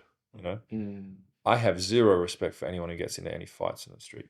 I mean, are you kidding me? If you want to be a tough guy, go get in the ring, do it properly. And also, I mean, this whole walking around want to punch each other in the street. You'll see me when I'm in a crowd. This will always be in my left hand. Why? Because if there's any issue, I'm putting this in someone's throat. I'm not going to hurt my fist on their teeth. I've done that enough times. I'm not going to grapple with someone or stand and dance. Like, if you're talking actual violence, then be violent as a last resort. If you want to get in a fight, go to the ring. I don't understand how some men think it's somehow noble or a good idea to try and fight in the street. And also, things can end quickly. You connect properly with someone, they hit their head on the concrete, you're in jail, turning the other cheeks. Yeah. Really? That makes you a tough guy? Wow. That's really, like, you want to brag about the fact that you're risking not being able to provide for your family because you accidentally killed someone. Now you're in jail, potentially being used as a human toilet. That makes you a tough guy. That makes you important. And I don't really rate the whole tough guy thing either. I think people who can know that they are tough justifiably don't need to show it off. The professional fighters of the world, they're not in the street fighting. The combat veterans of the world, they're not out there trying to get in a fight in the street. Like, it's, if you actually know violence, you want nothing to do with it. And then, so the answer is, as say a young man living in a dangerous area, what do? There's two key things. One is risk avoidance. Don't be in the wrong place at the wrong time. Don't walk down that dark alley on the way home from the club because it's a quicker route. Don't go and hang out with people who are going to drag you into situations where things could get dangerous. And also situational awareness. If you have the mindset of, I'm not going to be in places where people get mugged or fights break out, I'm not going to go hang out in pubs at 2 a.m. That's going to help a lot. And number two, situational awareness. When you feel things are going to get messy, because 99 times out of 100, there will be indications that there's tension rising or someone's looking at you to see what kind of watch you're wearing. If you are situationally aware, you will see a threat coming. As per the hostile attack cycle, pre-attack surveillance is a common thing across all forms of street crime. I'm not going to walk up and mug whoever if I'm a bad guy. I'm going to look for that easy target who's on his phone, who's got a nice watch, who looks like a tourist. If you have situational awareness, you'll see that coming and you'll take action. Absolutely. So I think any man who gets into some sort of street fight, if you were professional and capable, you would have practiced risk avoidance to avoid that situation, or you'd have been situationally aware to see it enough to see that coming and get out of there. Any man who gets into some fisticuff on the street, I can't take it seriously, I can't respect it. And if it does come to a fisticuff on the street and you have no choice but to use violence, use a foreign object of some sort. These things, man. Like if you're in some restaurant, you got a range of in front of you. Wow. If as an absolute last resort you need to use force, use it. I mean, I did a lot of the unarmed combat stuff for 5 years. Krav Maga was actually a really serious pursuit of mine for a good 5 years. So it's a different way of thinking in terms of violence. There's no dojo, there's no belts, there's no scoring points. You do everything you can not to be in a situation where you need to use violence. If you do, it's deadly force immediately, and then you're getting out of there because there's always more than one attacker. So that's my take. All these guys who want to be tough, punching on the street, to me, it's not even real. Absolutely. Punch in the ring, prove yourself in the ring. If you want to be a real hard man, join the military. Or I can't really advise that. But when it comes to violence on the streets, bruv, even today, with all the training that I've done over many years, even when I was at my peak military-wise, like Jack, doing the Krav Maga stuff pretty much every day, if I was in a situation where someone wanted my wallet and they pulled it, bro, I'd give it to them. Wow. My bad for being in that situation. Who knows if I'm going to get some sort of infection from a knife, or maybe there's a needle involved. Who knows how many other mates are going to jump out for what? A wallet? And to this day, if anyone was trying to, in a position to mug me, I'd be like, wow, I messed up. Here, you deserve the watch. Have it. Have a good life, friend. Wow. I'm not going to get in some fist fight over material possession. Wow. But having said that, anyone wants to try and hurt my family, that's a different game. Yes. You know what I mean? That's when the eyes, throat, groin protocol will come in. But it's at the end of the day, if you're a protector and a provider, you're doing everything you can to avoid violence, even if you're maintaining the skill set with which to be violent. I'm so happy you said that. I'm sorry because there's so many people who have found themselves that situation where someone's trying to mug them, and it's pride, it's ego that has led them to. Bro, you've been injured before, right? Yeah, of course. Yeah. I've oh man, many injuries, many surgeries, many long recoveries. What matters more, a watch or getting cut up, waiting for 6 months to see whether there's a sort of blood contamination issue? Like, really, take the watch, bruv, and learn from it. It's an expensive lesson, sure, but I'd much rather that than getting my head on by his 10 mates who are waiting around the corner. Absolutely. There's always more than one assailant too. Like, you can never assume it's one assailant. You can never assume there's not a involved. You have to assume worst case scenario always. And so based on that risk assessment, give them the watch, bruv. It's your fault for being there. Absolutely. I remember when I used to walk home from school, my older brother was more of a rough guy. You know what I mean? And he kind of went on his own journey. But one thing is he never wanted me to be like him. And he always tried to advise me, right? And he always used to say to me, when you're walking home, don't go take this particular road home, which is the alleyway, essentially. It was by the library. People have been robbed there, stabbed there. So he did a risk assessment. Fantastic. Yeah. He was like, don't walk through this alleyway, you know what I mean? But I'm like, but I can't, no, shut up. Like, maybe his way of conveying the message wasn't always the best, but he always got the right message across. Yeah, he always wanted to look out for me in some sense. That's a patriarch, bro. That's our duty. Yeah. Awesome. Exactly. So even though we had some issues in our relationship, I know that deep down he always wanted the best for me. He was like, don't take this route. If you do, I might be there waiting for you, right? So, did you have anything similar with Andrew Tate when you guys were out and about, maybe walking the streets? Any fights, confrontations, anything like that? And how did Andrew Tate or Tristan handle it? Part of the reason why Andrew, Tristan and I click so hard is we're all exactly the same in public. We're all wanting to sit in the same seat that has the best view. Within surveillance terms, it's called dominating the room. So everyone know the exits. But also you want to know where's the cover, where's the concealment. So cover being something thick you can hide behind in a fight. It's going to go through it. Concealment, something that will just block your view between you and a potential bad guy. It's an active shooter or an assailant of some sort. So we were analysing rooms the same. Often, like, we'd sit and say, if it kicked off, where would we go? We'd go that way and take the staff exit to the rear. And like we just think the same. They are naturally very much, they think and operate like, whether it's intelligence operators or high threat security professionals, they're very, very attuned to that. So yeah, and I think that comes from they've been around actual violence and they don't want any part in it, rightly so. And also, like, I've sparred with Andrew. It's nasty. His capability is absolutely nasty. Absolutely. Yet, with all of his fight skills, he doesn't want to have any piece of it, and that's the professional way to be. And I think it's fair to say that no matter how much money they get, they will stay the same. They'll be hyper situationally aware, hyper preferring risk avoidance. Why go in that situation if things could go bad? And that's part of the reason why we clicked. We're like, all of your brothers should be the same.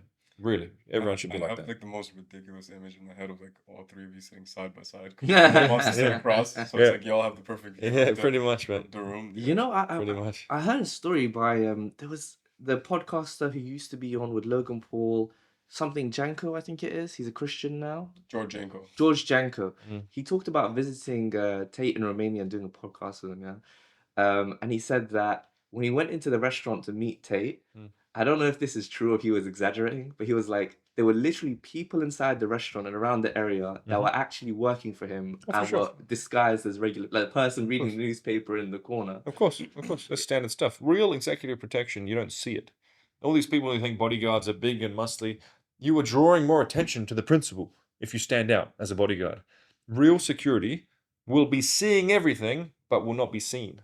And so whether it's Tate or any large celebrity or VIP who takes their security seriously, you will not know their security is there.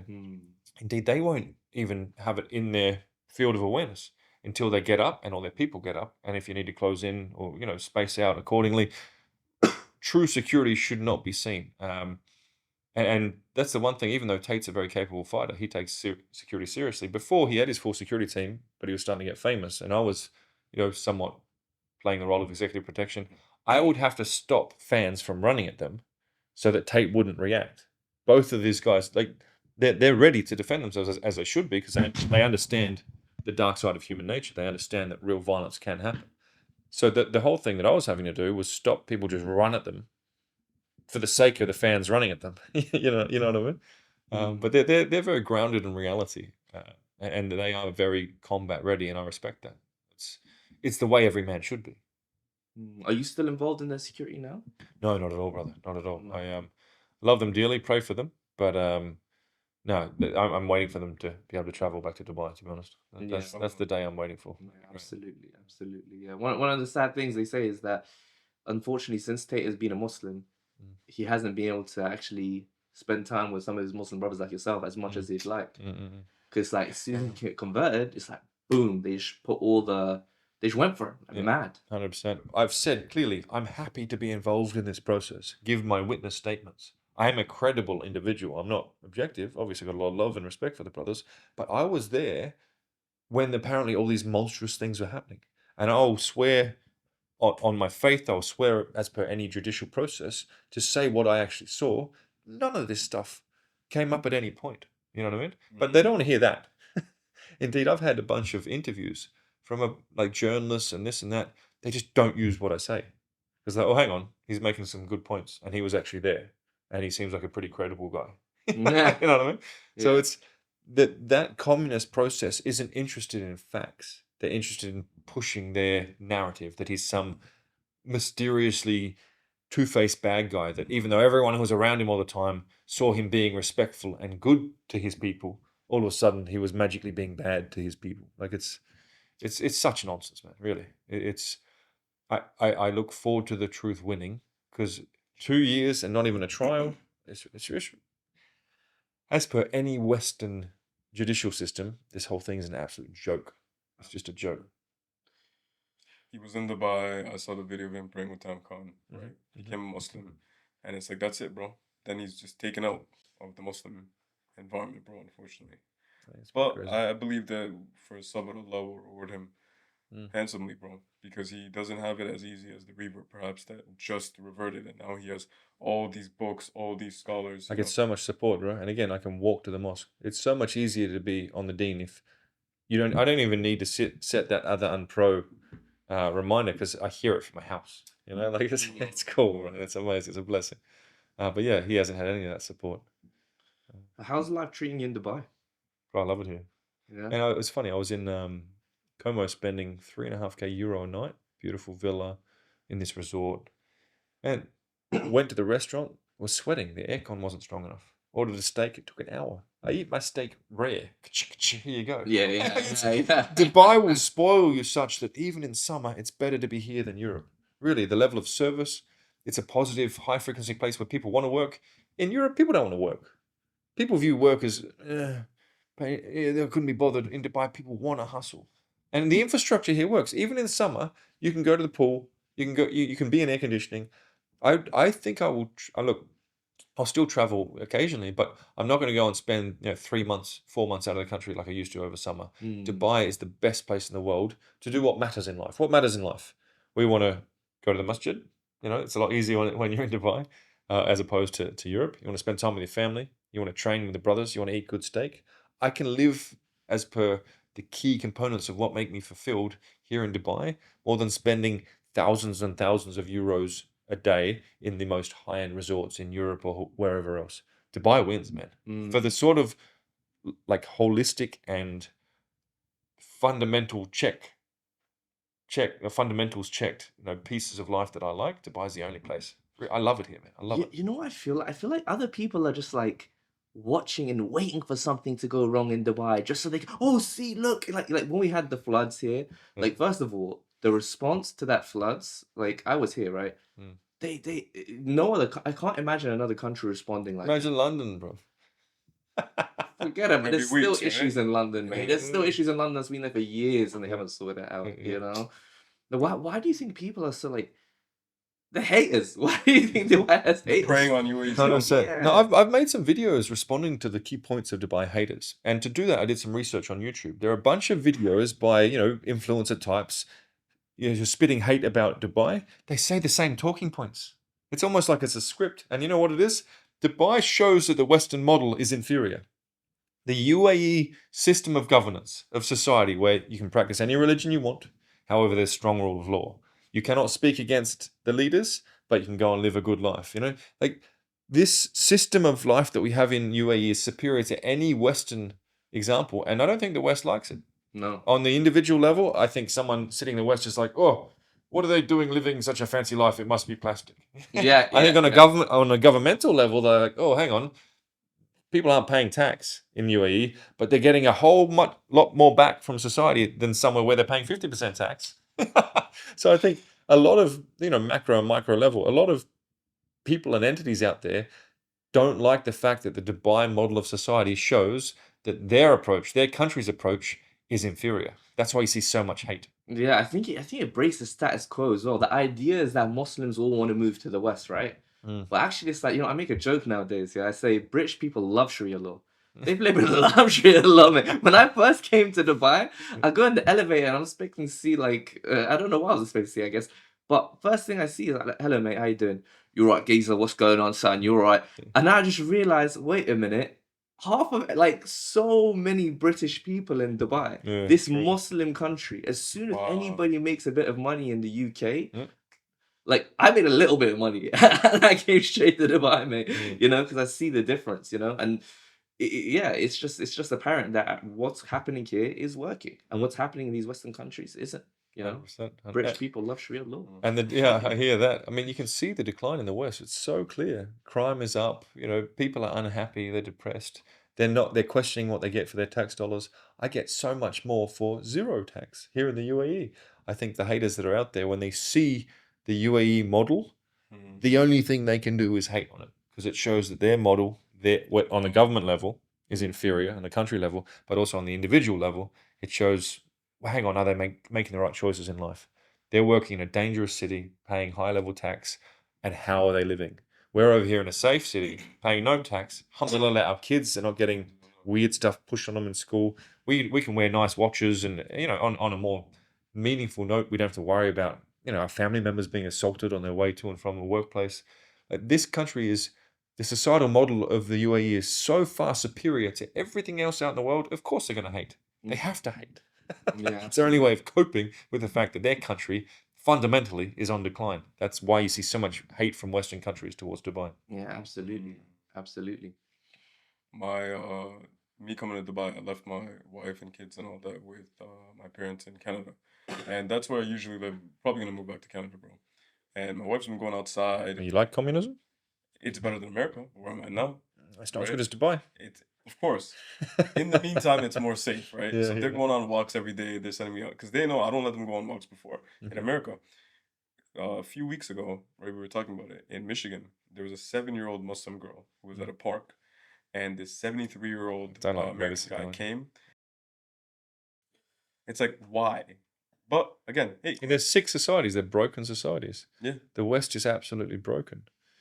And it was, it was a Saudi politician who said this. A Saudi government official said that you'll see a continued decline in the West because of the fact that you can't just speak in a practical sense, and you want to not offend people, and you're going to set up your laws to make sure that no one's offended. Like, it doesn't work. Now, I'm misquoting him terribly here, but he's got a point. If you are more concerned about we don't want to offend people and woke ideology and all this sort of stuff, as opposed to law and order, things are going to go south. What matters here in the UAE?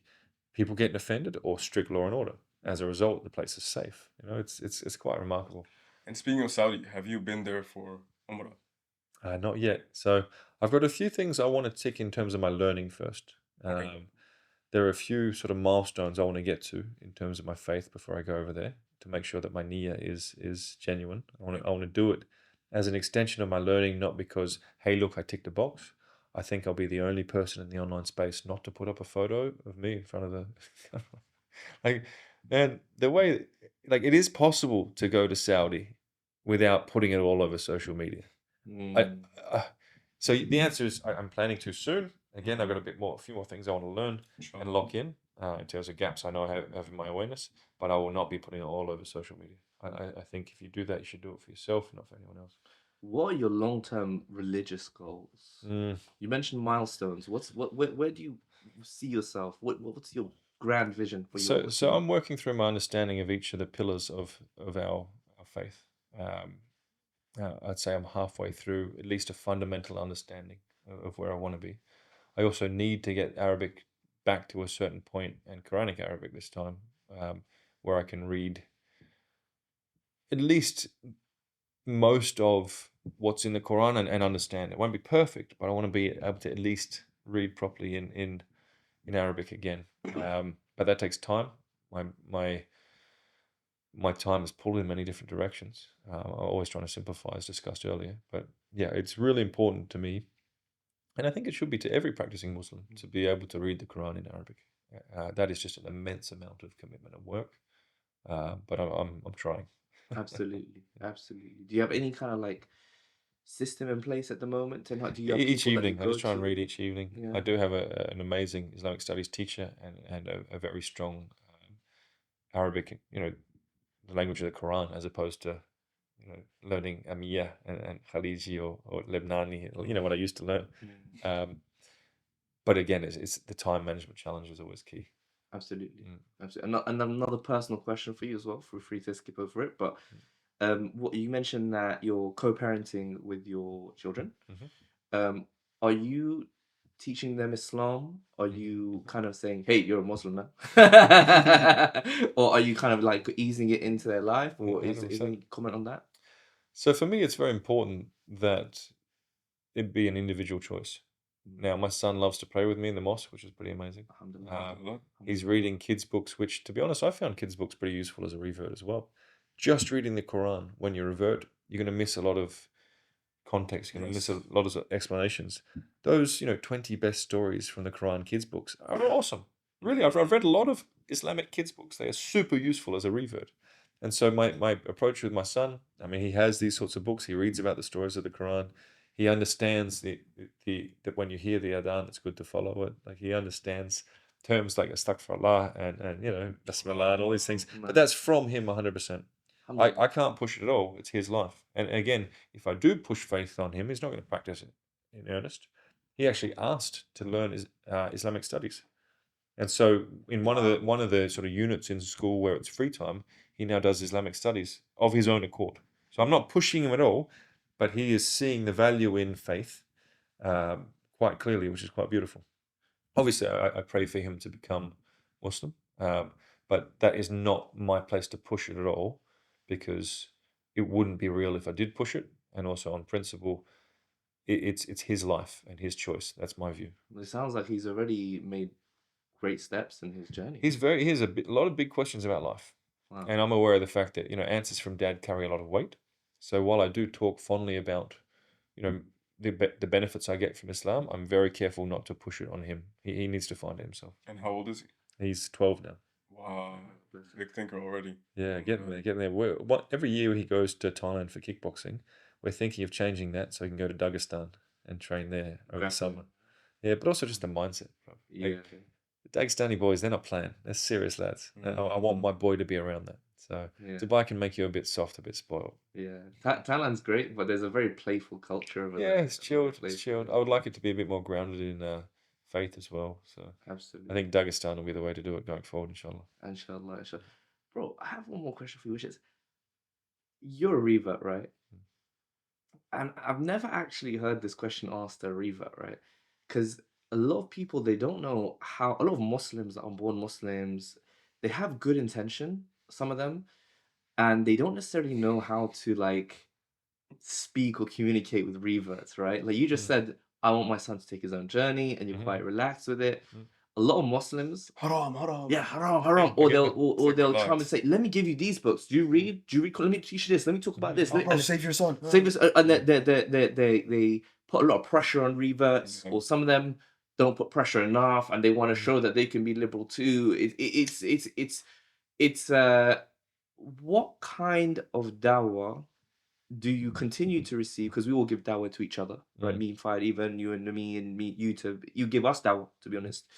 What kind of dawah as a revert has been the most impactful for you coming to Islam, and since you've been a Muslim and started to learn, what kind of dawah has been the most impactful for you, and how would you tell born Muslims to communicate with other reverts? Interesting one, brother.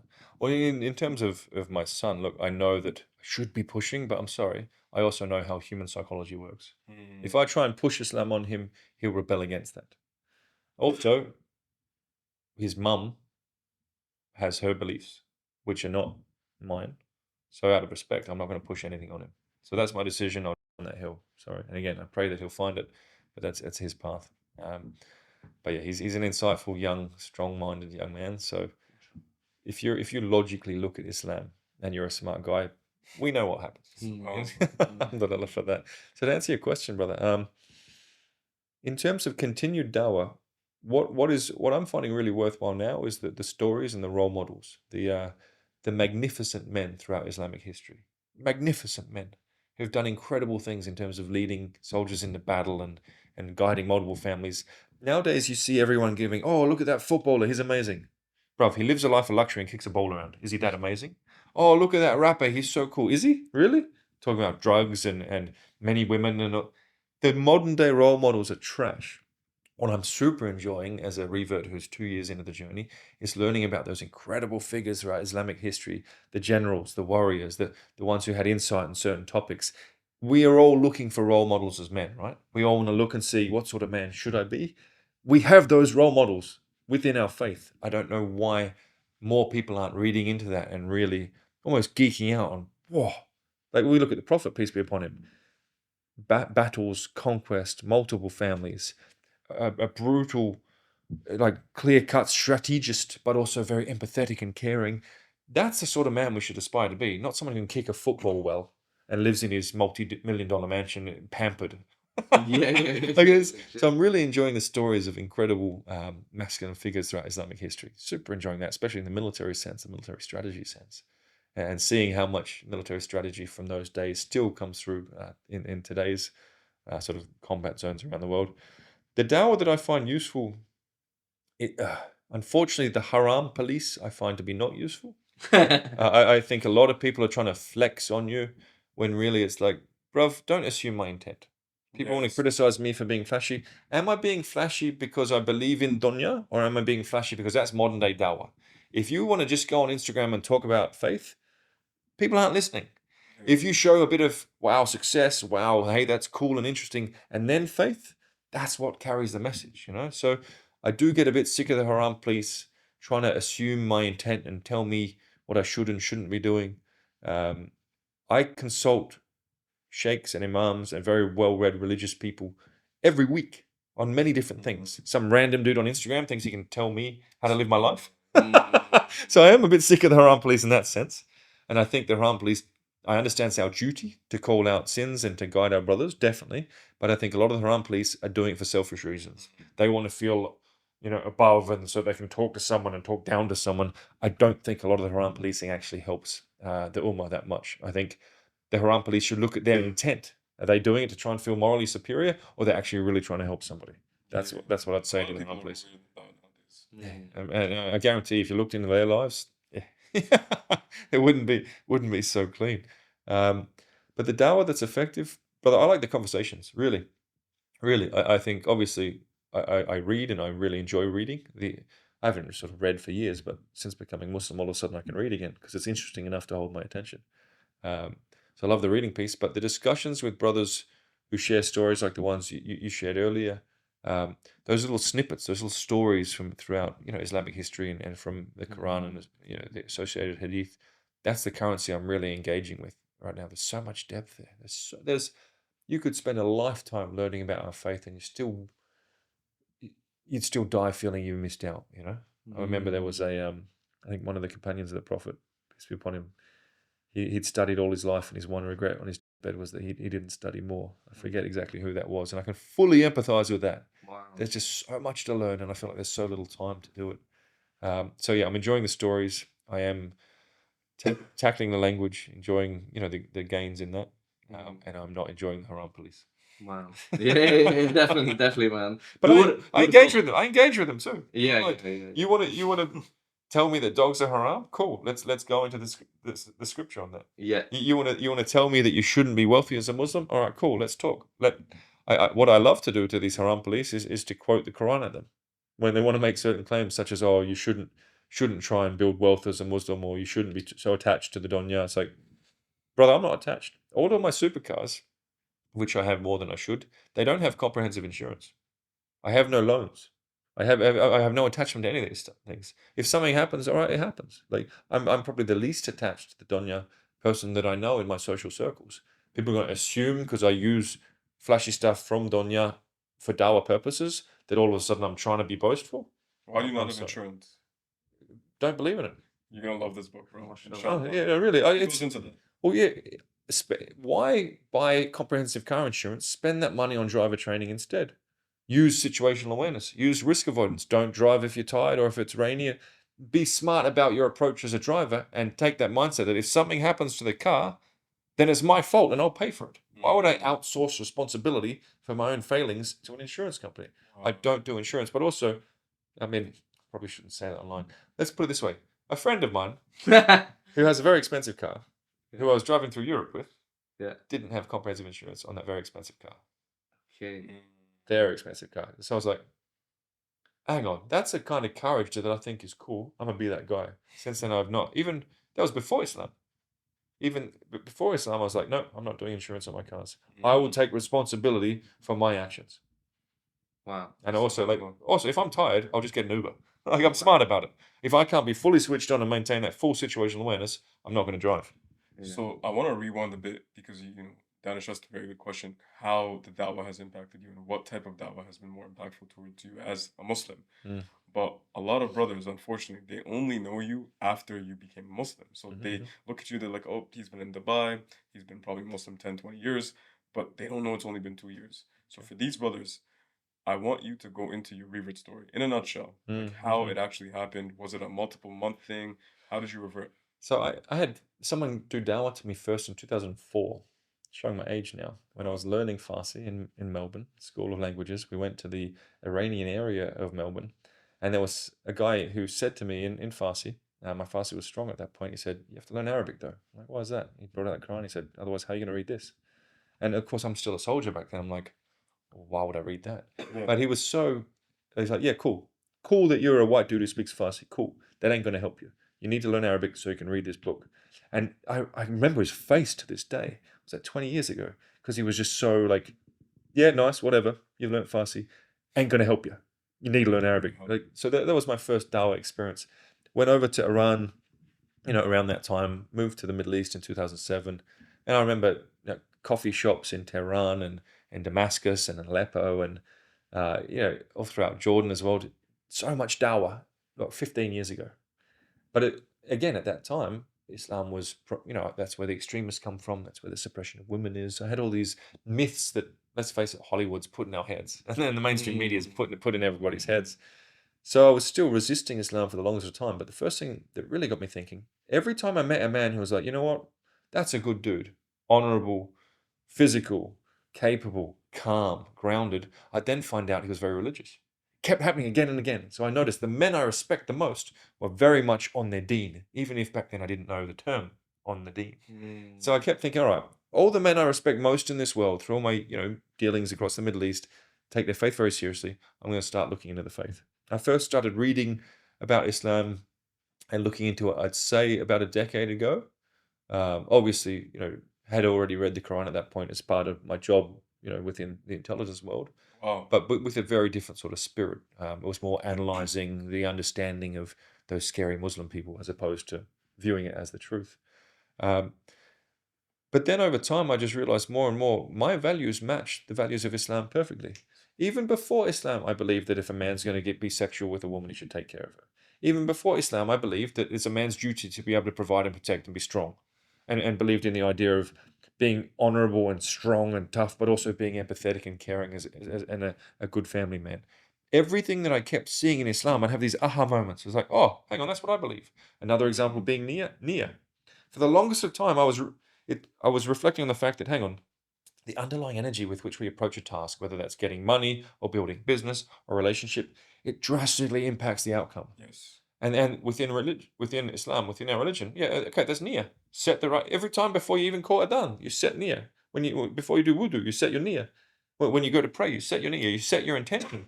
And I was like, hang on, Islam is conceptualizing something that took me 40 years to figure out. There's some truth here. There's some value here.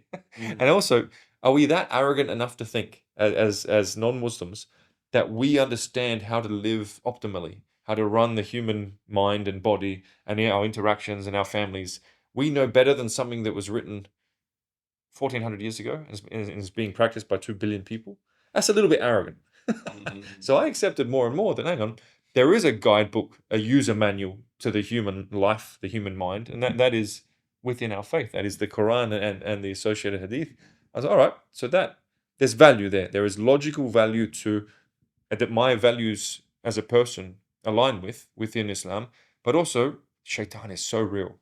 You cannot look at the state of the world today and not see that shaitan is real, and I'm sorry, is doing pretty well.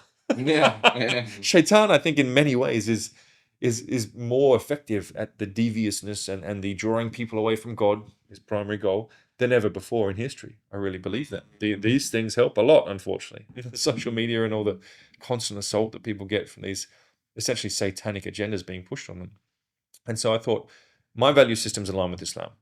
The more I read about it, the more I have these aha moments where it's, hang on, I finally understand something about life that I've been reflecting on, and it's been written 1,000+ years ago.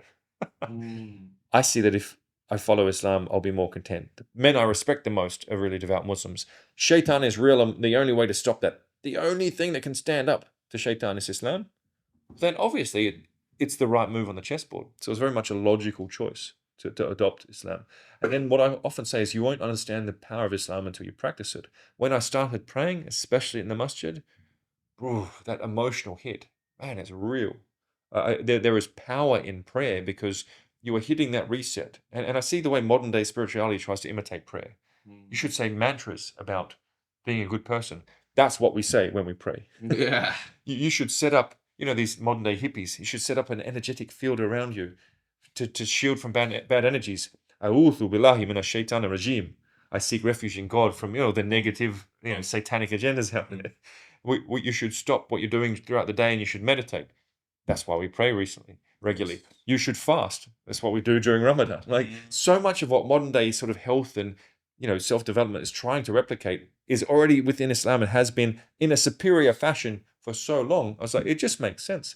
And the emotions, what started as a logical decision has become a profoundly emotional one. I'm so much more fulfilled. I'm so much less stressed about the matters of dunya. I really don't care. Honestly, wallahi, God is my witness. If something went wrong with one of my cars, I got $400,000 car sitting out the front. If I crashed it, oh well, it was meant to be. I have that level of contentment that what happens will happen. Allah is the best of planners. I've stepped away from my ego and trying to control dunya as my primary focus of existence. And I've gone, hang on, there's a bunch more to this world than just the physical. Oh, I can relax. And this book here and all the associated guidance is telling me how to live. We all are born wondering how to live. It is written clearly in our faith. this religion has more guidance than any other religion. You can't debate that. In terms of practical day-to-day routines and the way to think and the way to approach certain things, no other religion comes close. And I've studied them all. I was a true seeker for a long time. There is no clearer guidance for life and for the human condition than we have in our faith. And so it just will make you a more fulfilled and more capable human. I'm a lot more grounded and a lot more empathetic and a lot more caring and a lot more focused on giving back rather than building up me, my status, my money. I'm a lot more of a good and effective positive impact on my family, on my community, on everyone I interact with, thanks to Islam. So that what started as logical became emotional. And bro, it's amazing. I say, people say, how are you? I say, alhamdulillah, every day is a exercise in gratitude. And I really mean that. When I pray, I don't ask for anything for myself. I mean, occasionally, if one of my spinal injuries is playing up, I'll ask for a little less pain, if that's okay. But when I pray for the ummah. I pray for the people who are suffering in places like Palestine. I pray for my brothers. I think of all my family members, and I ask that they be, protected and guided. But bruv, I don't ask for a single thing for myself because I have nothing but gratitude having found this faith. It's such a beautiful thing. It's every day is I'm over, especially in the masjid. I'm overwhelmed with gratitude. And so to go from being a soldier who thought Islam was evil and Muslims were the enemy to being literally emotional with gratitude for the benefits of Islam, I think it's pretty awesome. Wow. I don't even know what we could add to that. That was brilliant. I mean, you asked for a summary. I'm not sure if that's a summary, Yeah, but brilliant. we got there. Yeah. And it's there's such power in Islam. There's such power in Salah. There's such power in the stories of our faith. If you are living a life without it, man, you're missing out. Simple as that. You are living an existence that is lacking, and every single person on this planet would be more fulfilled, more capable, of more use to their families and their societies if they studied and lived by Islam. Like it's undeniable. Wow. That's a good way to wrap. Yeah. That's it. Yeah. I need to eat, lads. Yeah. Oh wow! How long have we gone for? Almost 3 hours. What? Wow. I thought we were approaching like an hour and a half. Yeah. You ask good questions, lads. Yeah, honestly, I could probably come more questions, but to be honest, that was such a beautiful way to wrap it up. We're so blessed. Now, I think the one thing about being a revert is, and we're talking about pushing religion on your kids. I've seen what it's like to live without Islam, and I've seen what it's like to live with Islam. I'm so much more deeply fulfilled, and I'm a better person as a result of Islam. I'm better at taking care of my people. Biggest flex is taking care of your people. I'm better at that thanks to Islam. I got to learn that firsthand over many years. You were told Islam is the way. You need it. Yep. I learned it objectively. And even more than objectively, I thought Islam was bad and Muslims were dangerous and extremist. To then choosing the truth, I think that's the power and that's the blessing of being a revert. Because I've over time, I've learned the value of it. And I think perhaps if you were born to Islam or it's pushed on you in school, or you wouldn't necessarily have that appreciation that I've learned having lived without it. You know what I mean? Absolutely. Man, with this being said, may Allah allow all of the wants and desires that we have in this dunya to come true, only if they help us in the hereafter. And may Allah bless everybody for tuning in. Inshallah, we'll see you next time. Assalamu alaikum wa rahmatullahi wa barakatuh. Cheers. And thank you again, Joule.